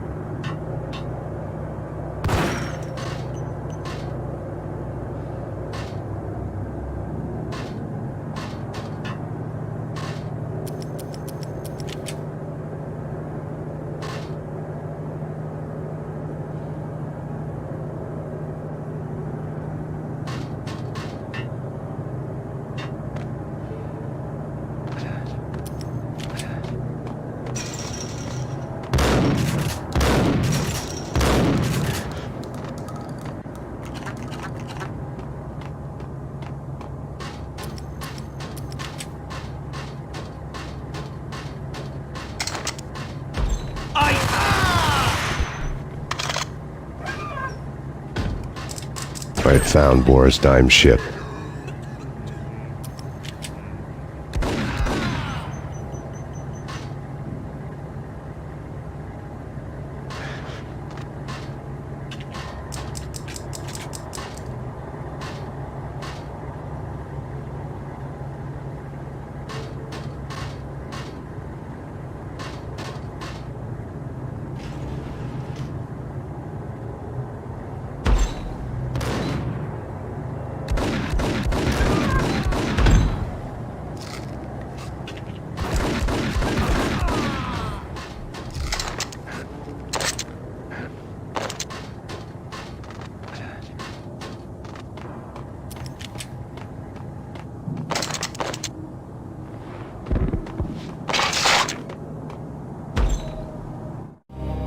Rust had crept over the sides of the cargo steamer a long time ago.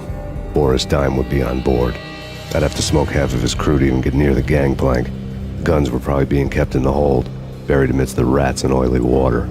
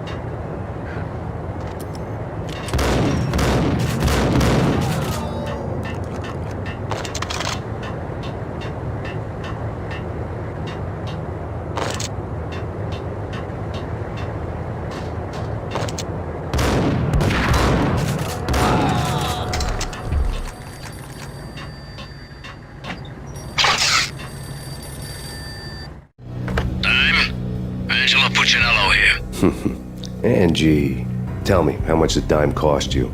I bet it was more than his name. Max Payne. Right the first time. You're dead, punk. You sure you're not confusing me with Boris here? But you are right, of course. Pretty soon we should get together and have a talk. You son of a... Pissing Punchinello off was a dangerous game, but when people get mad, they make mistakes. I should know. That's where I wanted Punchinello, mad enough to trip over his own feet, preferably into a grave.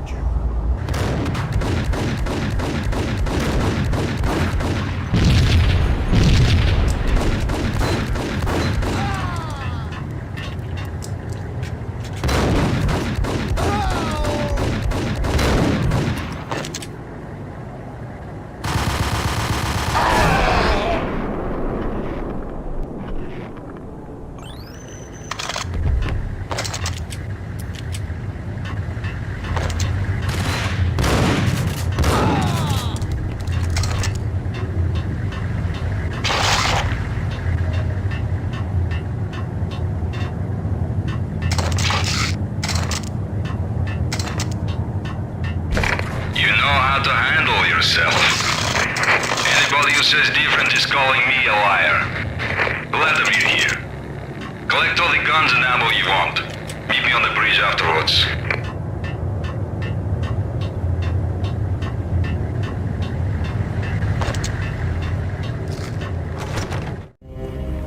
Did you get everything you need? Check.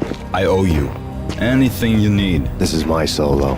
When I'm through, Punchinello won't be anybody's problem anymore. Clear as vodka. But anytime you get between a rock and a hard place, just whistle.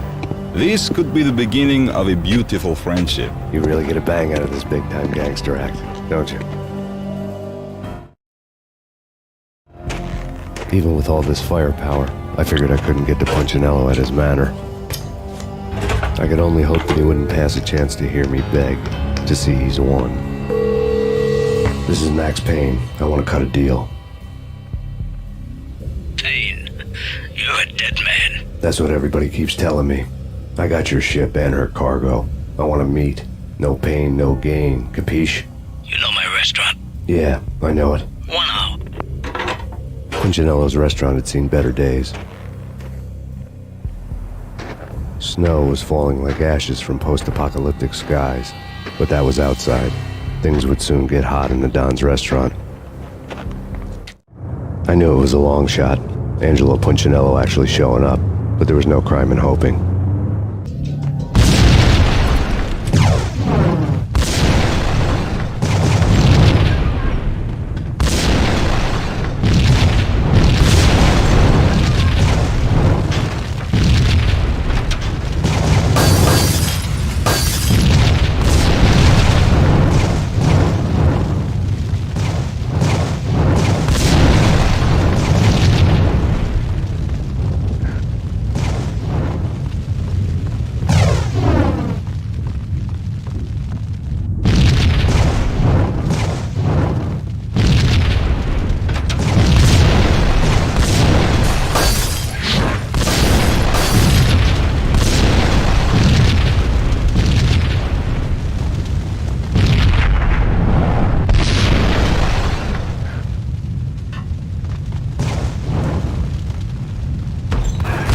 Punchinello was burning to get me.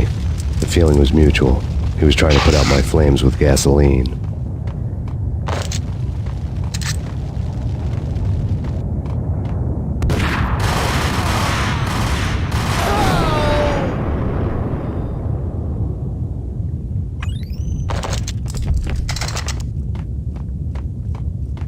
The mobsters have been guarding a real treasure, the way out of this disco inferno.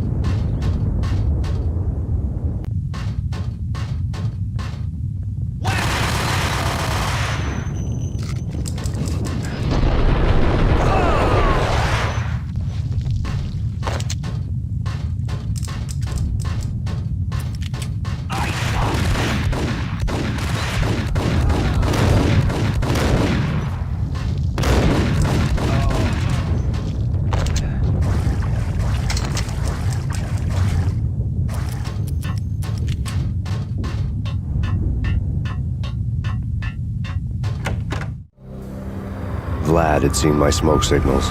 The Mercedes was revving to go, almost drowning out the Banshee wail of the sirens. You coming? We'll drop you off at the Punchinello Manor. Sounds good to me. When this is over, look me up. I could use a professional like you. I'll keep that in mind. The night groaned with cold. The garden lights flickered nervously. In their light, the falling snow was dead white before the darkness ate it up.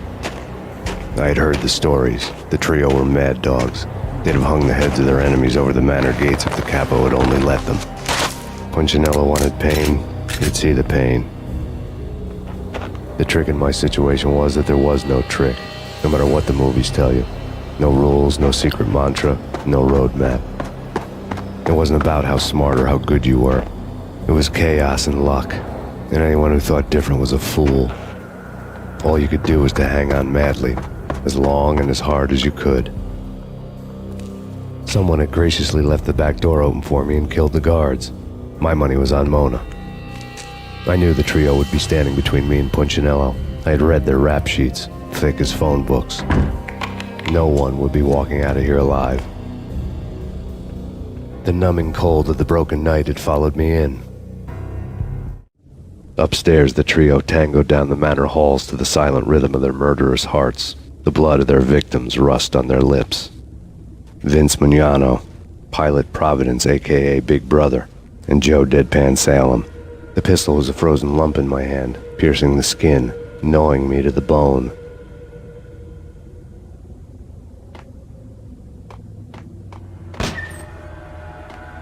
In death, the thug had been promoted to messenger.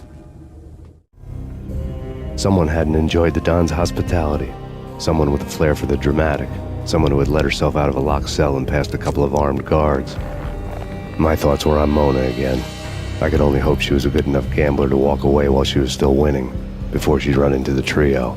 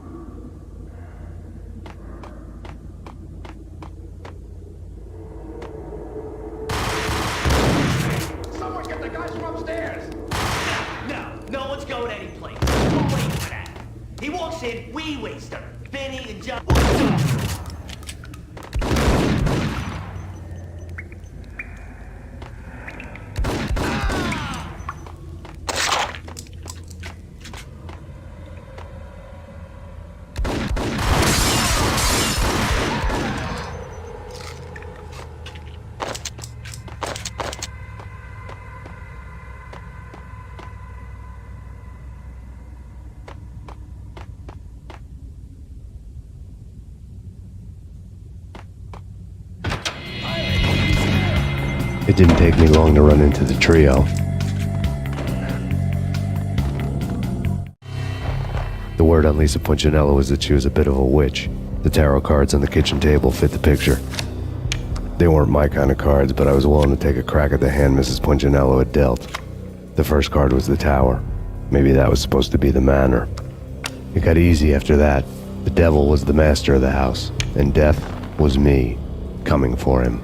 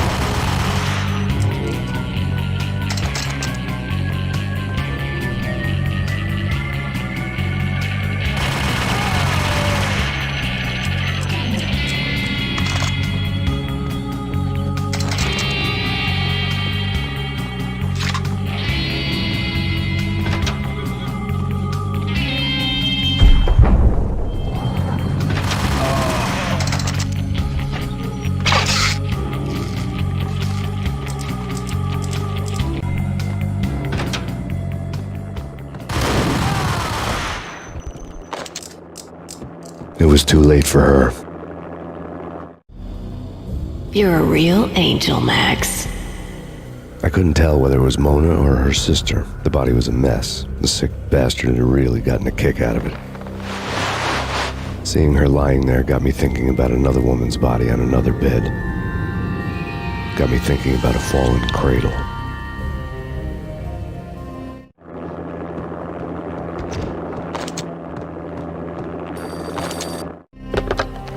Max Payne. Talk to me. Alfred Woden. You've got company. An armed helicopter just landed on the manor grounds. You must hurry. The more the merrier. Vince Mignano.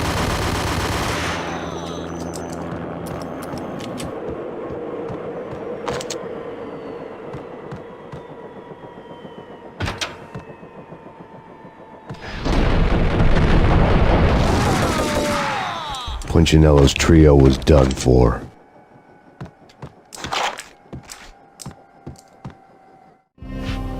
Outside my door. Hurry. He's coming for me. You gotta hurry. Please. I could hear Punchinello on the phone begging for help. He should have been saying his goodbyes. Punchinello was a pushover. The moment I stepped into the room, he folded like a deuce before a royal flush. No, wait. I was just doing what I was told. I couldn't refuse. She's someone high up. Government, maybe. I don't know. He was trying to buy more sand for his hourglass. I wasn't selling any.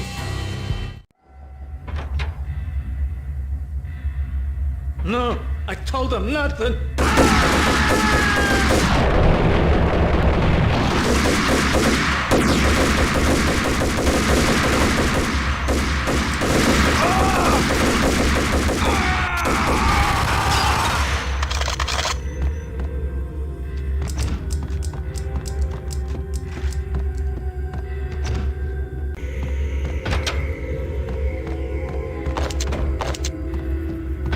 Drop it. Don't move. Game over, Max Payne. I could tell when I was outgunned. It was time to take another beating. The mystery witch was a real barracuda. Trouble on dagger heels, a smoking assault rifle in her hand, and an army of killer suits behind her. How sweet. I get to kill two birds with one stone. Sooner or later, it was going to catch up with you. Mr. Payne, it's time to show you the benefits of my brew. Be a good boy now. You'd find that Lady Luck was really a hooker. You were fresh out of cash.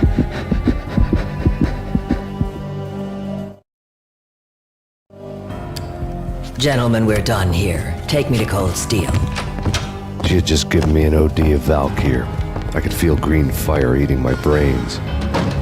They turned to steam. They did a fade on me. I'd never had a chance. The witch had got me just as sure as if she put a gun to my head and pulled the trigger. The shadows rushed me, bruised mugshot faces hungry for revenge. They knew my weak spots and closed in for the kill. The floor turned into a vortex of green blood. I fell. The flesh of fallen angels.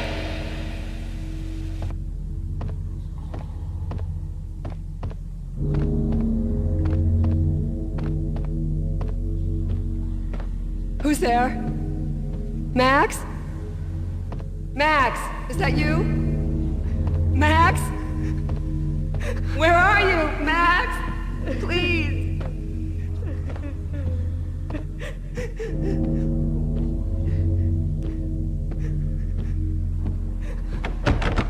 No, please, Max, no.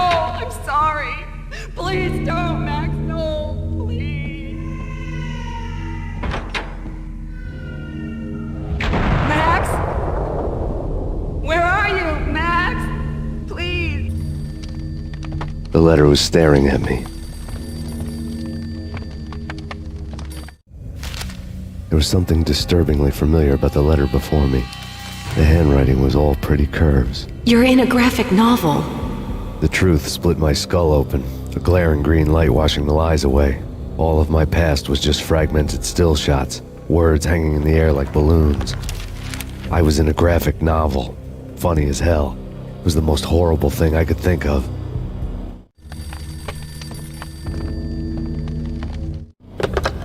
Bartender is shiny stuff and dreams are made of stooped necromancers. He sings like a banana wrist, having strayed too close to the constellations on their shaved skulls. There was a bad line in a prank call. Someone spouting insane babble. I couldn't make sense of it. But I had an overwhelming sense of deja vu, and the caller's voice sounded oddly familiar.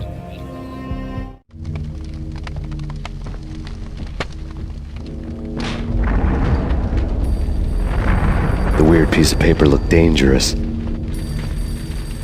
There was something disturbingly familiar about the letter before me. The handwriting was all pretty curves. You're in a computer game, Max. The truth was a burning green crack through my brain, weapon statistics hanging in the air, glimpsed out of the corner of my eye, endless repetition of the act of shooting, time slowing down to show off my moves, the paranoid feel of someone controlling my every step. I was in a computer game. Funny as hell, it was the most horrible thing I could think of. Don't lose it. It's Valkyr. The drug. Snap out of it. Try to remember. It was a bad line in a prank call, someone spouting insane babble. I couldn't make sense of it. But I had an overwhelming sense of deja vu, and the caller's voice sounded oddly familiar.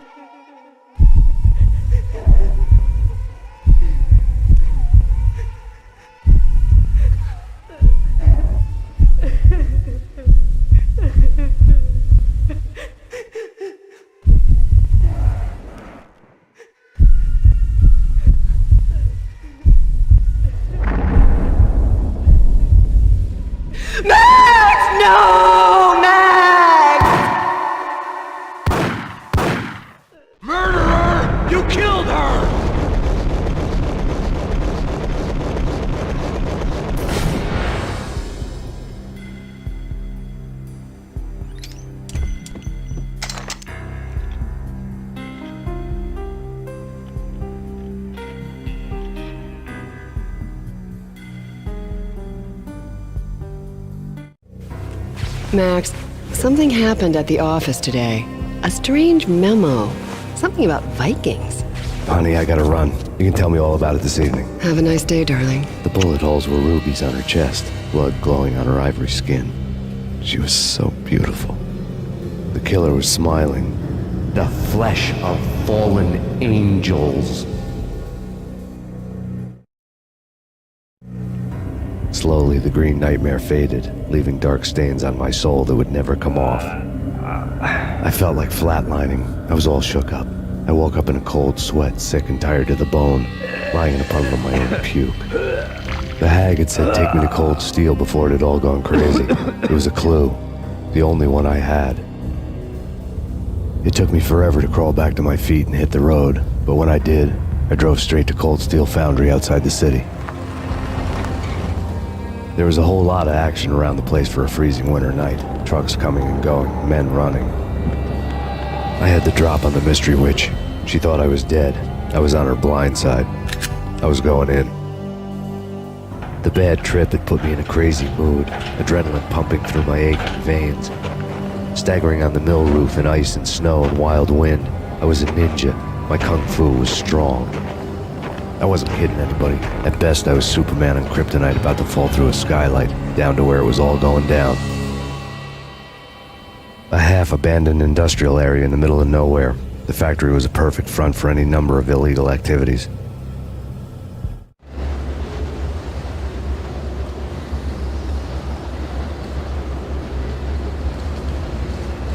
In the belly of the plant, molten metal boiled and bubbled like a witch's brew.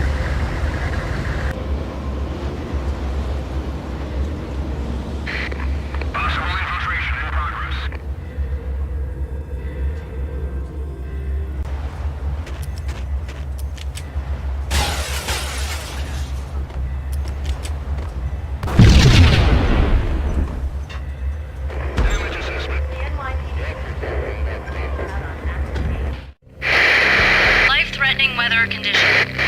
A record-breaking killer storm. In the city's history, vehicles stuck in snow. Heavy snowfall. Forecast shows severe weather is expected to continue. Out in the night, snow fell like confetti over the Devil's Parade. The storm was anything but over.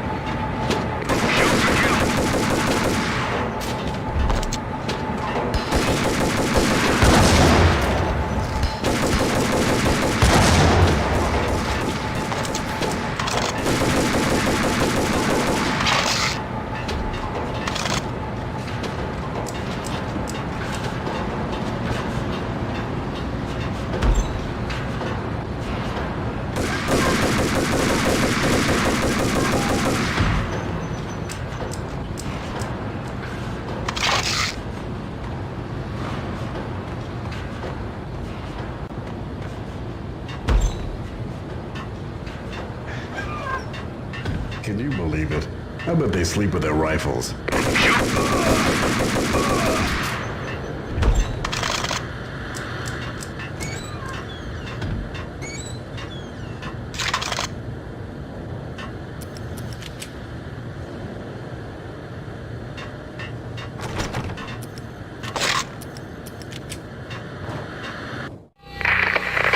Perimeter breached. The facility has been compromised. Repeat, the Deep Six has been compromised. Initiate Operation Deadeye. The walkie-talkie military lingo could mean only one thing. They were getting ready to destroy the evidence and vanish into the night. I was so close. The hidden truths were just around the corner.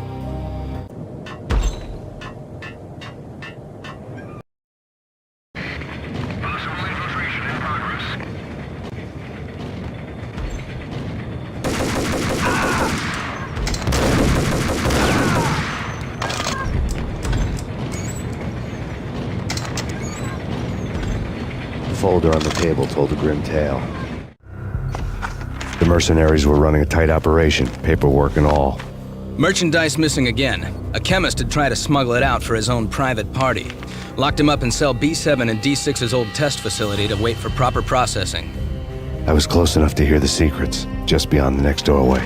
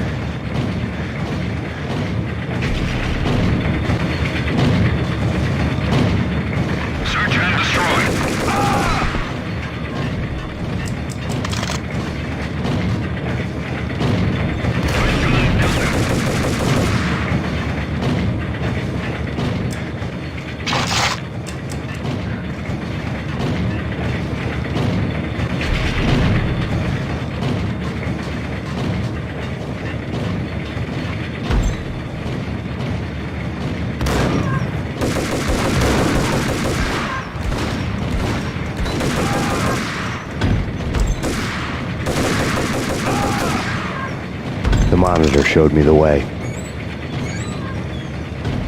Processing diagrams filled the control room screens, all but one. An elevator titled D6 on one of the screens, somewhere onwards, past rows of ovens, in the core of the plant.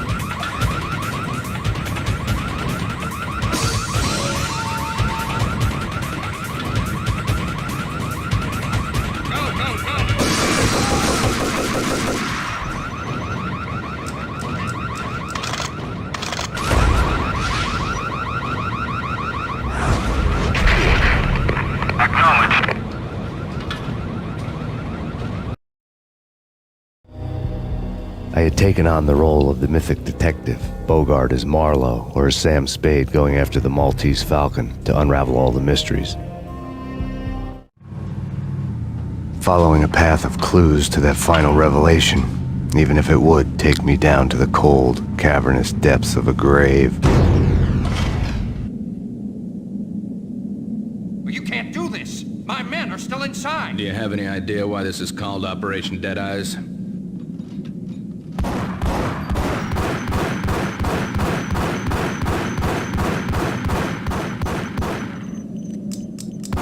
that already. Let's do it.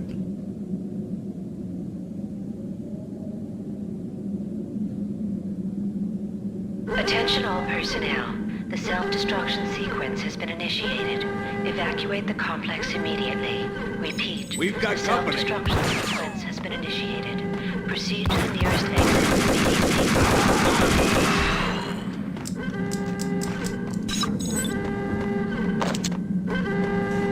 I had seen the logo on the floor before. There was an old army bunker under the steel mill. I knew the military plaque on the floor. I had seen 1,000 variations of the insignia on crumbling brick walls everywhere in the city. The sword replaced by a syringe. Project Valhalla, V for Valkyr, V for Valhalla. All of a sudden it read like a crackpot conspiracy theory.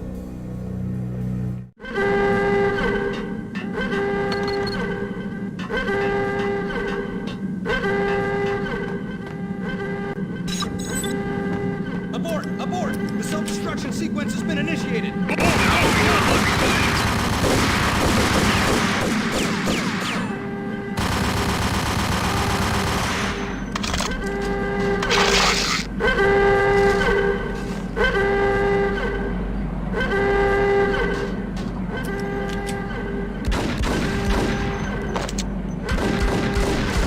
Attention all personnel. The self-destruction sequence has been initiated. Proceed to the nearest exit immediately.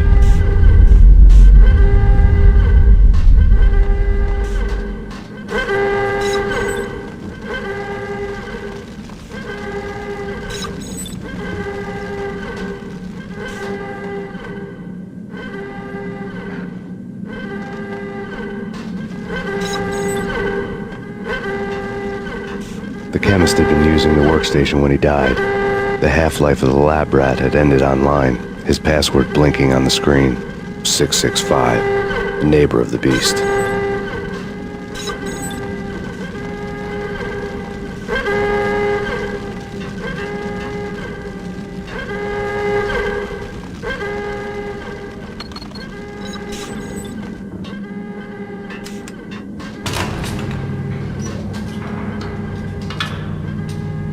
Attention all personnel. The self-destruction sequence has been initiated. Proceed to the nearest exit immediately. Hey, in here! Hey, get me out of here! Thanks. I thought I was gonna die in there for sure. I need you to get me through the decontamination chamber airlock. You're crazy! No way! The place is blowing up, for Christ's sakes! Either that or back to the cell. Your choice. Okay, I'll do it. I'll do it.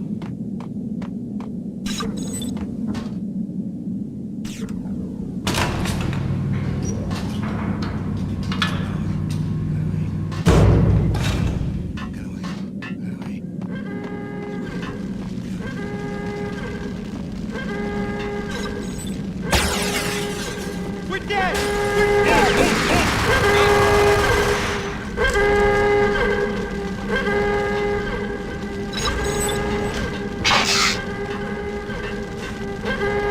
Attention all personnel. The self-destruction sequence has been initiated. Proceed to the nearest exit immediately.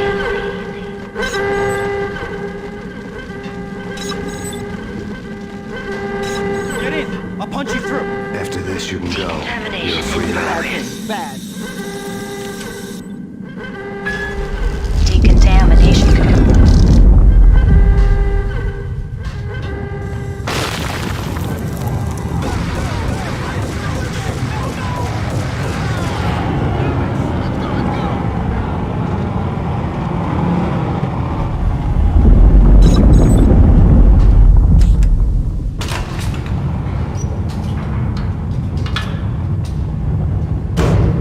I was caught in the middle of the deadly web that was the Valkyr case.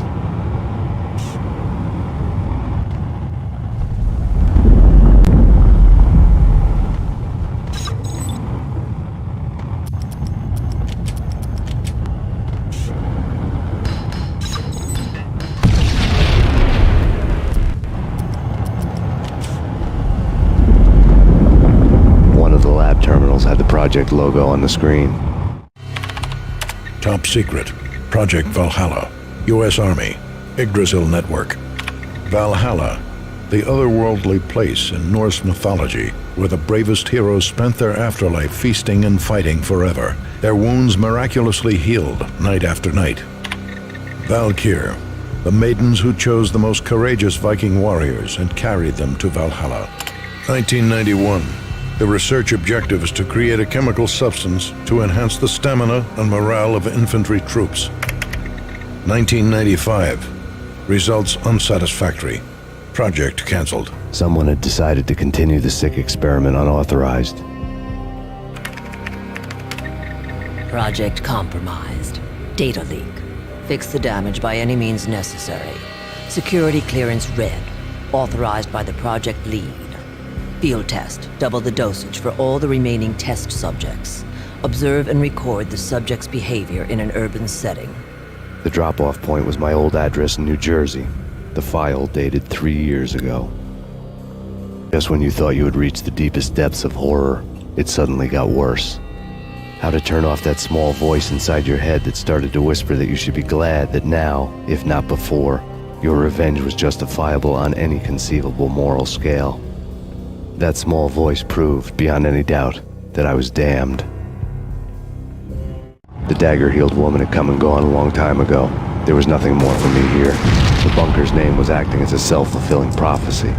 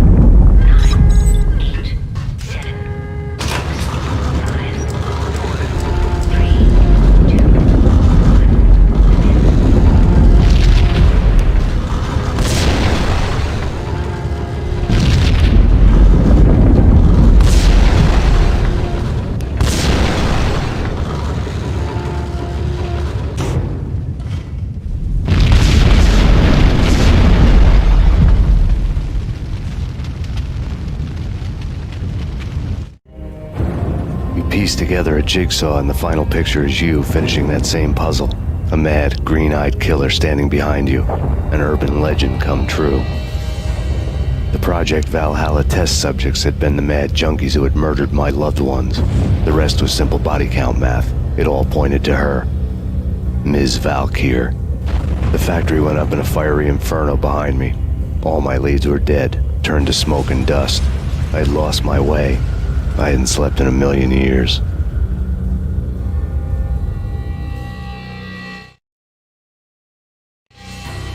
I felt thin as death. I've been living on an endless supply of week-old donuts. They were fuel for this crazy furnace inside my head. I couldn't remember when I had last seen the sun. I was on a permanent graveyard shift. When the darkness fell, New York City became something else, any old Sinatra song notwithstanding. Bad things happened in the night. On the streets of that other city, Noir, York City. I was in an all-night diner, downing cup after cup of coffee that tasted like engine oil, when a new message from BB got me back on the killer track. What the hell happened at Roscoe Street? Maxie, I'm going out on a limb here. We need to talk this through, come up with a plan. 2:30 a.m., the Choir Communications Garage. The more I thought about Alex's murder and the frame-up, the more it felt like an inside job. I should have seen it coming. BB had sold me out, and now he wanted to finish what he'd started. The garage was dead. BB showed up in his tailor-made suit, gold watch, and cufflinks to match, all way beyond a cop's pay. Maxie. Oozing suave charm, he was guilty as hell. What the hell does BB stand for anyway? Backstabbing bastard? Come on, don't be like that. Have a cigar. I don't smoke. Maxie, you have no idea how big this is. It's huge. You have no idea. I think I do. You're a bribe-taking bent cop who sold out his partner. Those mobsters in the subway were a dead giveaway. Hard to miss. Bet it was exactly like this with Alex. Up close and personal. You can't win this one, Max. No, but I can make damn sure none of you do either. BB turned out to be another cardboard cutout bad guy.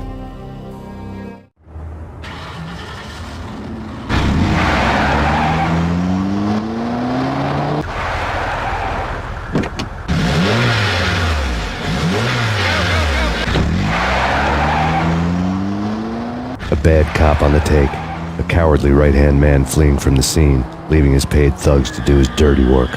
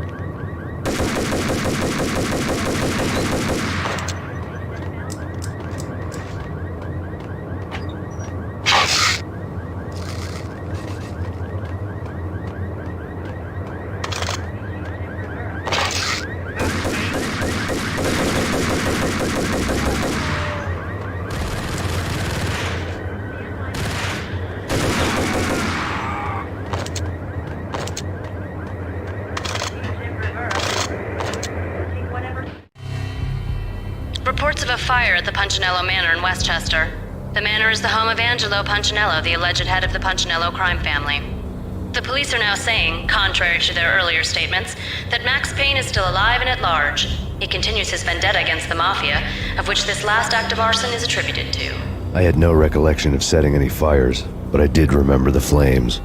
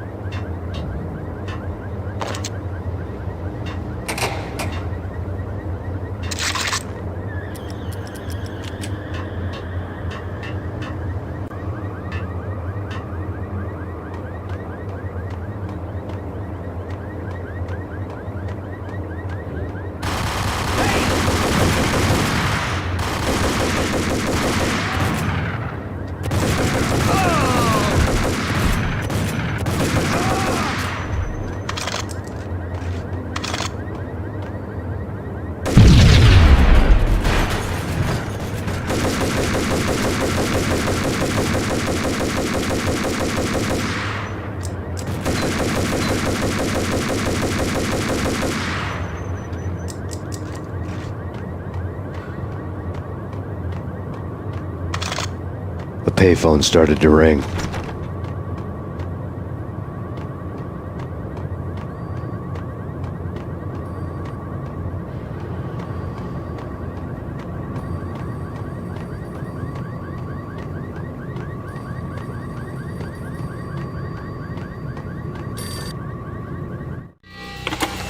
Yeah. Max Payne? Whatever does it for you. This is Alfred Woden. I can give you the name of your enemy. Come to the Asgard building presently. We are expecting you.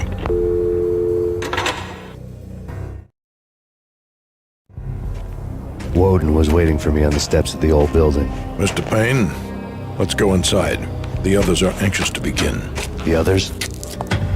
Despite the general misconception, this building actually predates the City Hall by 2 years, thus being the oldest municipal building still in use here at the foot of the Brooklyn Bridge. No kidding. The old man played tour guide as he led me through a dark, domed hall. The answers I was after loomed large ahead. Mr. Payne, I would like to introduce you to my colleagues in what we call the Inner Circle. You've been watching too much X-Files. You have seen the files on Project Valhalla. We can fill the gaps, provide you with the information missing from those files. We were all involved in the early stages of the project during the Gulf War. What's the catch? We would very much like to blow this thing wide open, but our hands are tied. Her name is Nicole Horn. She was the key figure in Project Valhalla. When the funding was discontinued, she simply refused to quit. She knew exactly what she had in her hands. Nicole Horn is the president of Acer Corporation. She has more than half the city in her pocket. This must be kept under wraps. If you try to go public with this, we will deny any knowledge. We need you to take her out. Afterwards, we can protect you. Make all the charges go away. That was the cue for the killer suits to kick in the doors and swarm inside.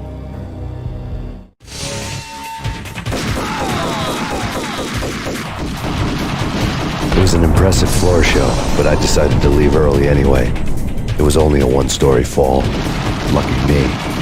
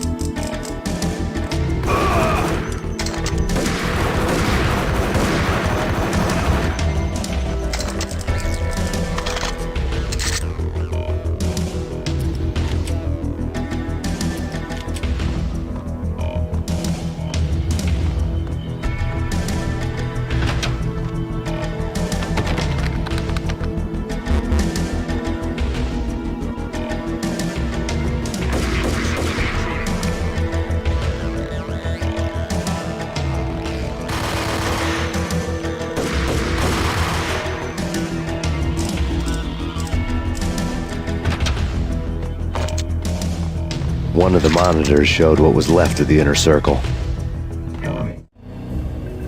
On screen, the so-called corpse of Alfred Woden stood up, miraculously waking from his dirt nap, looking smug among his dead pals. In the land of the blind, the one-eyed man is king. I didn't know how he'd pulled it off, but it was a pretty slick way to get out of all his promises. Most of what he had said fit too well to be a load of crap.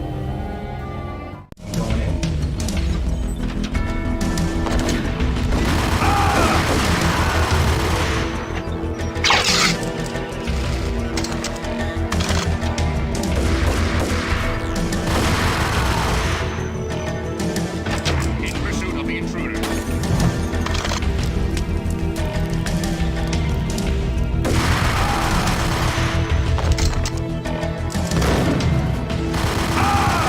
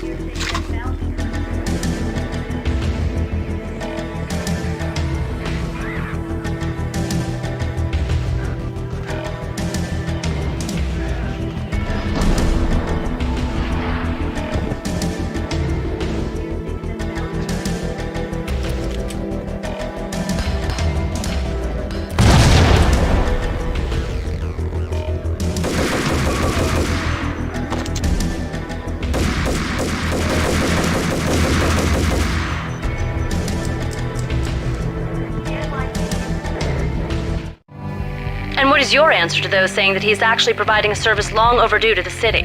This crusade nonsense has gone too far. He's out of control. It must stop. He will be stopped.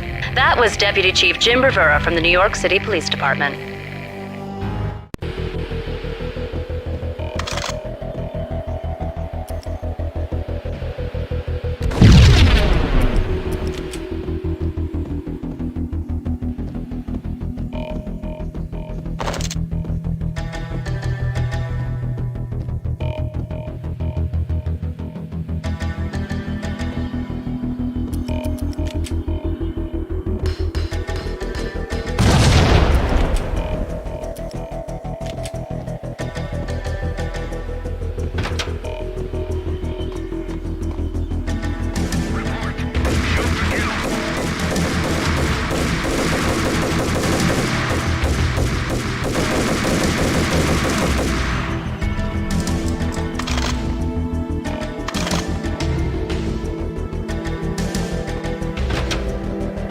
The videotape lay on the desk.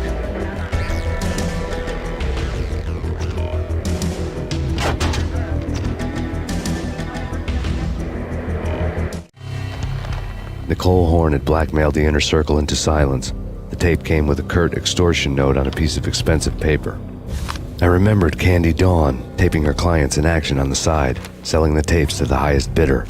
I was sure that kinky sex was nowhere near Alfred Woden's worst sin, but I had a feeling that when this was over, any collateral would come in handy.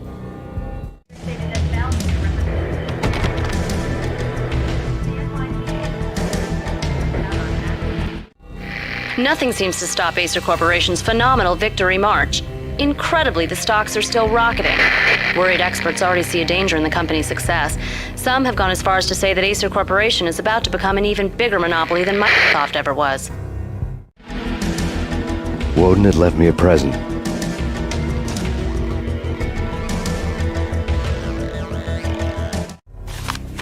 Woden had taken care of my mission preps with military precision.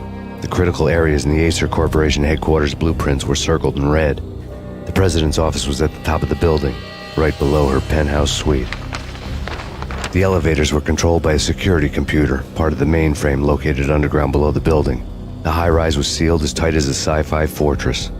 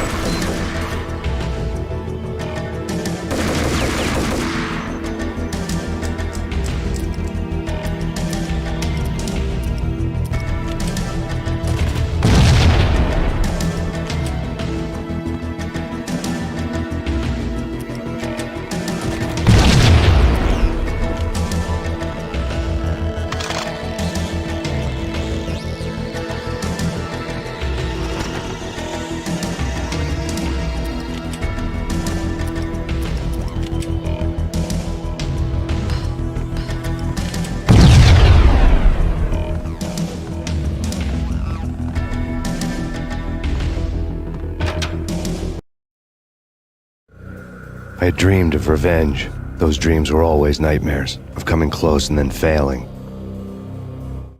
Now I was close. I had a name to guide me, Nicole Horn. I had nothing to lose.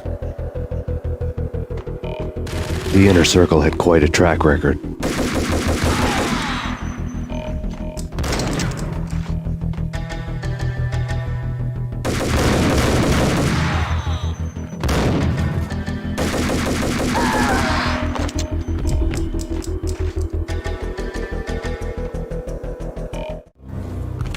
Project Valhalla had not been the only thing the Inner Circle had been involved in. There were rows of cabinets full of files. The Serpentine Secret Society went back a long way, always pulling strings from the shadows. I couldn't say I was sorry. Woden's move in some Byzantine power game had cut the Circle's membership roster to 1. The old man wanted me on cleanup duty. It was my mess too.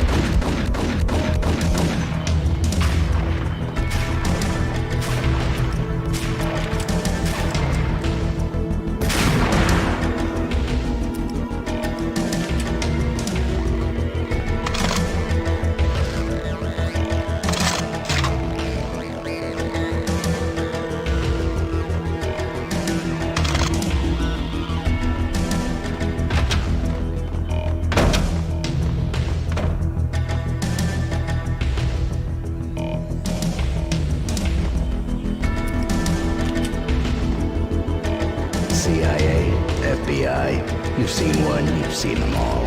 Sure, good for a practice run. But this is working for her. Located.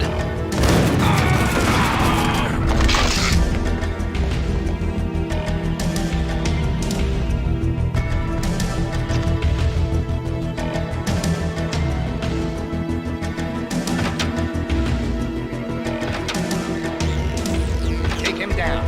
Shoot to kill. Let's finish this.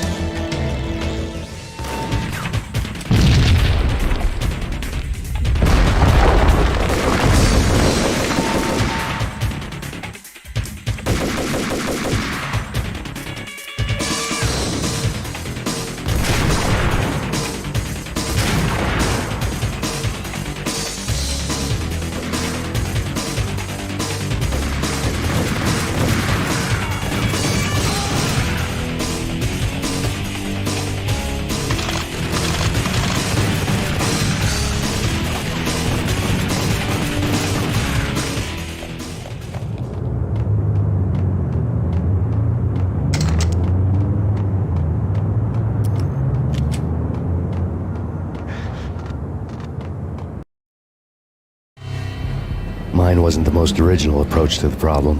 It wasn't as if it hadn't all been done before. An eye for an eye, the first principle of revenge. Old as dirt, still going strong. The cardinal rule in going after someone with an intention to kill was not to make it personal, which it almost always ended up being anyway. It did with me. I took my time, cruising around the city in the snow. There was no hurry. I knew what I had to do now. I took my time, thinking about it, building up the rage. When I was ready, I parked the stolen wheels at the front entrance of the Acer Corporation headquarters. Got out, got in, got cracking. I had a bullet with Nicole Horn's name on it. I had 10,000 bullets with the Hag's name on them. She had ultra-high-tech security systems, enough mercenaries and weaponry to start World War III. There was no fear. New York disappeared behind a veil of snow. I had crossed the threshold. This was her domain, sleek and sexy and soulless, all glass and steel. A place of color-coded security key cards, metal detectors, and surveillance systems.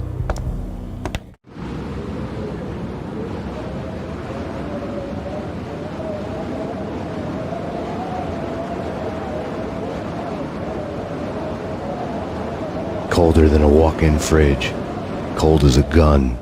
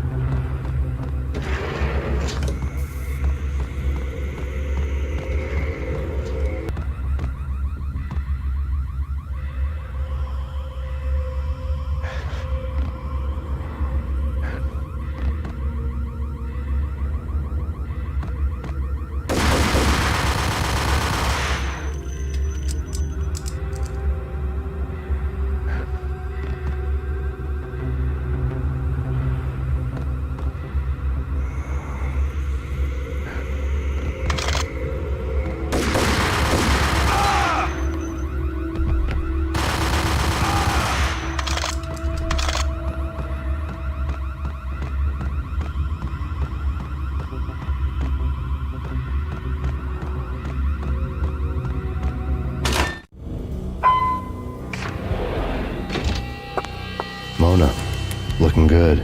Max, we gotta stop meeting like this. It will be a cold day in hell before I let a narc cop stop me. Miss Sachs, do your job. Relax, Max. You're a nice guy. I don't kill nice guys. You're not bad yourself. It was different when Horn wanted Punchinello dead. To cut her ties to the Mafia, he deserved to die. The same goes with her. She's the bad guy here.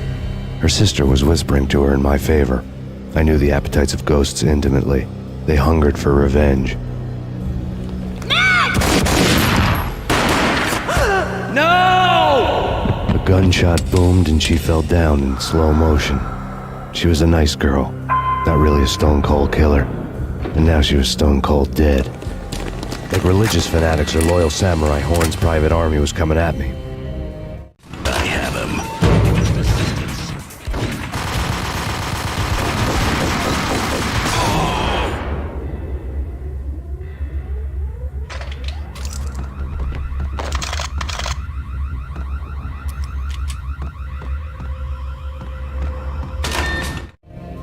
When the elevator came back down, Mona was gone. There was a lot of blood, but no body. Something clicked for the final time. My mind had never been so clear, as if somewhere high above the storm clouds were already gone, cold stars blazing from the black skies.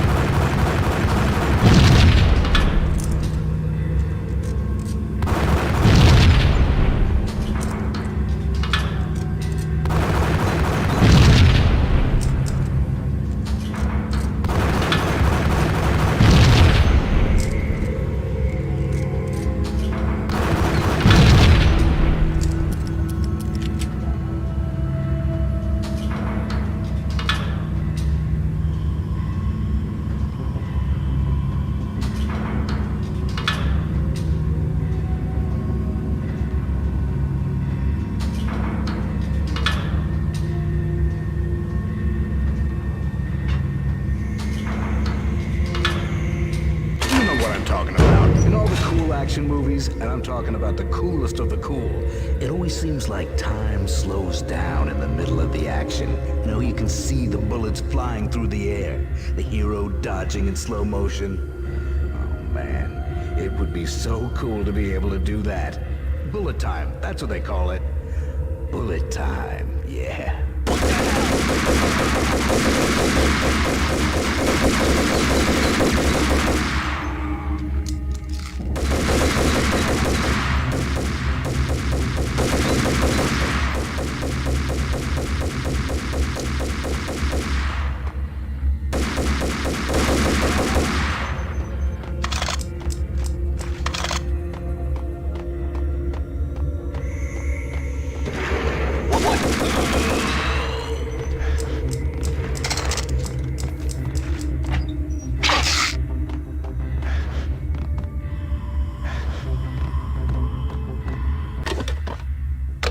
I had elevator access to the mainframe. From there, I'd be able to override the security locks and get to her office.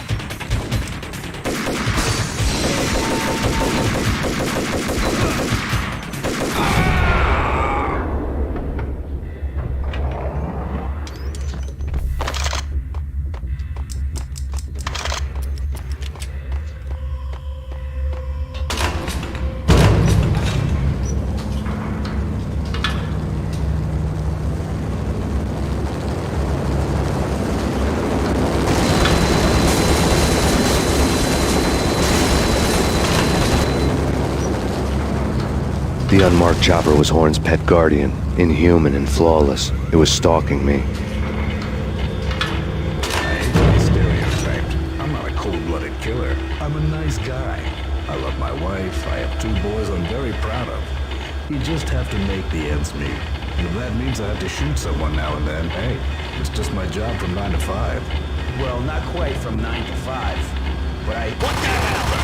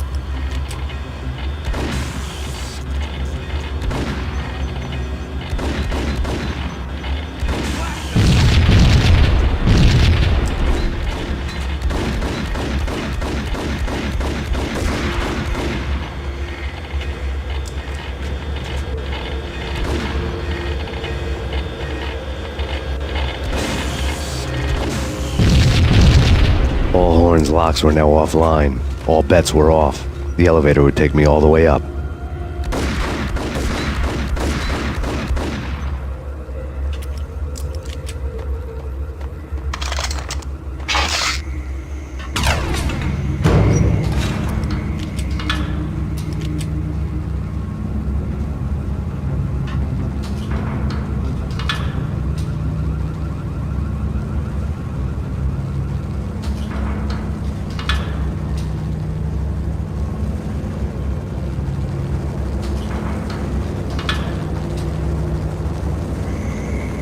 Seen from this height, the night seemed to stretch on to eternity. A hint of desperation had crept into the snowstorm, as if it was trying to get it all out before the end.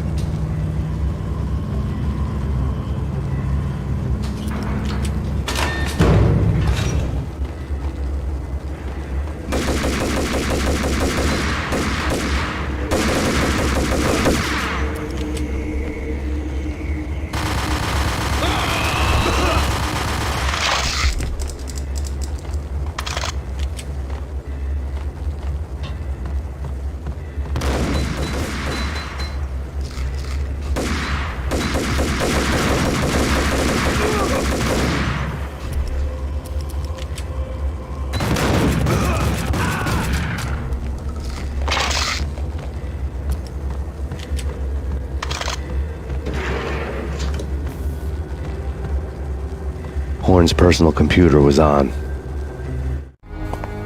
Next to the printer was a neat stack of expensive paper. Hacking through Horn's computer would have unearthed files of criminal plans, strategies for world domination, spy helicopter reports, illegal wiretap recordings, internet porno, all of the above. Take your pick. I really didn't care anymore. I had seen too much of it already.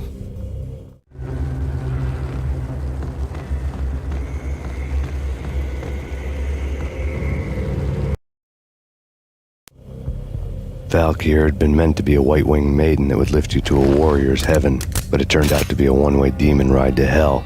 The devil was in the drug. I knew. I had met him.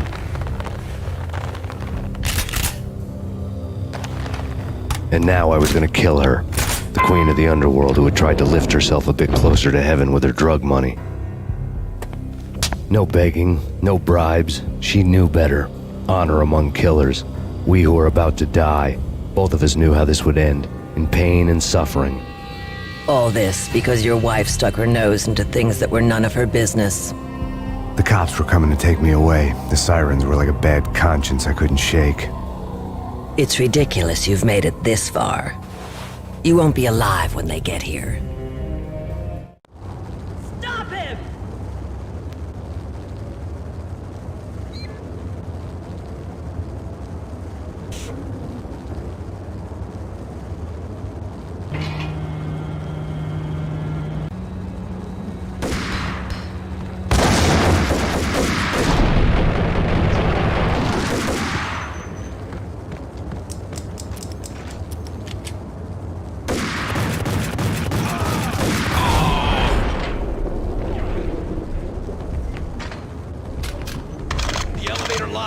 Get us back up now. Max Payne, this is futile. A waste of time. The deaths of your wife and daughter were necessary. Inevitable. It is done. You cannot bring them back. Nothing you do will make it any better.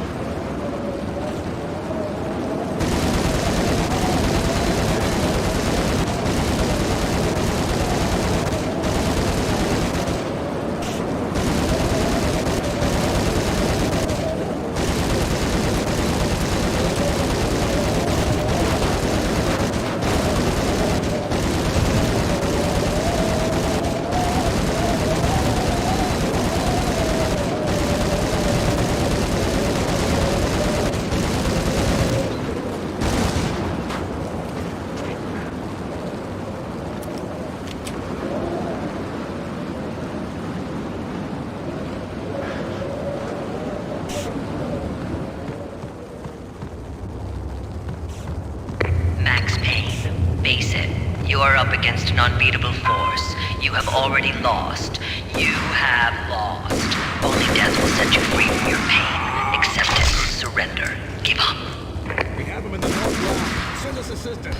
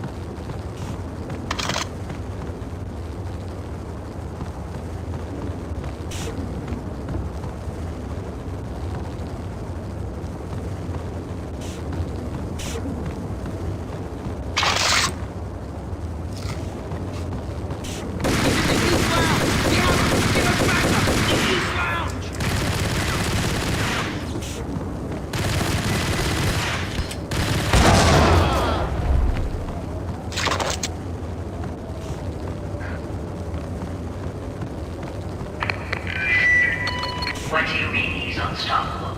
You are superior to him in every way that counts. You are better trained, better equipped. You outnumber him at least 20 to 1. Do your job.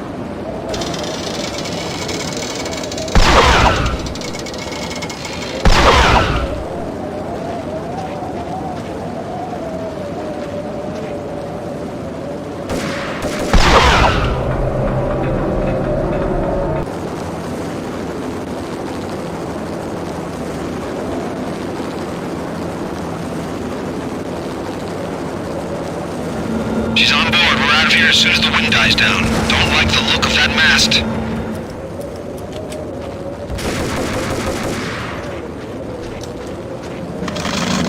Lift off in 1 minute.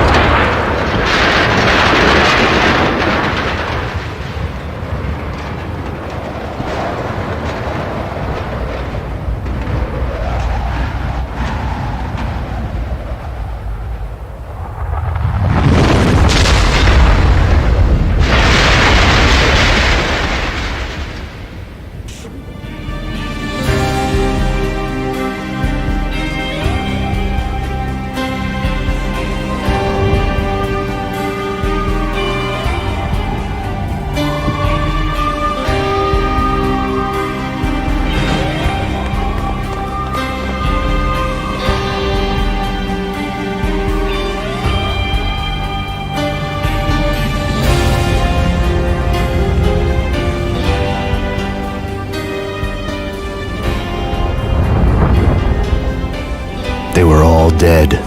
The final gunshot was an exclamation mark to everything that had led to this point. I released my finger from the trigger. And then it was all over. The storm seemed to lose its frenzy. The ragged clouds gave way to the stars above. Max Payne, this is Deputy Chief Jim Bravura from the NYPD. We've got the building surrounded. Throw down your weapons and lie down with your hands behind your head. A bit closer to heaven.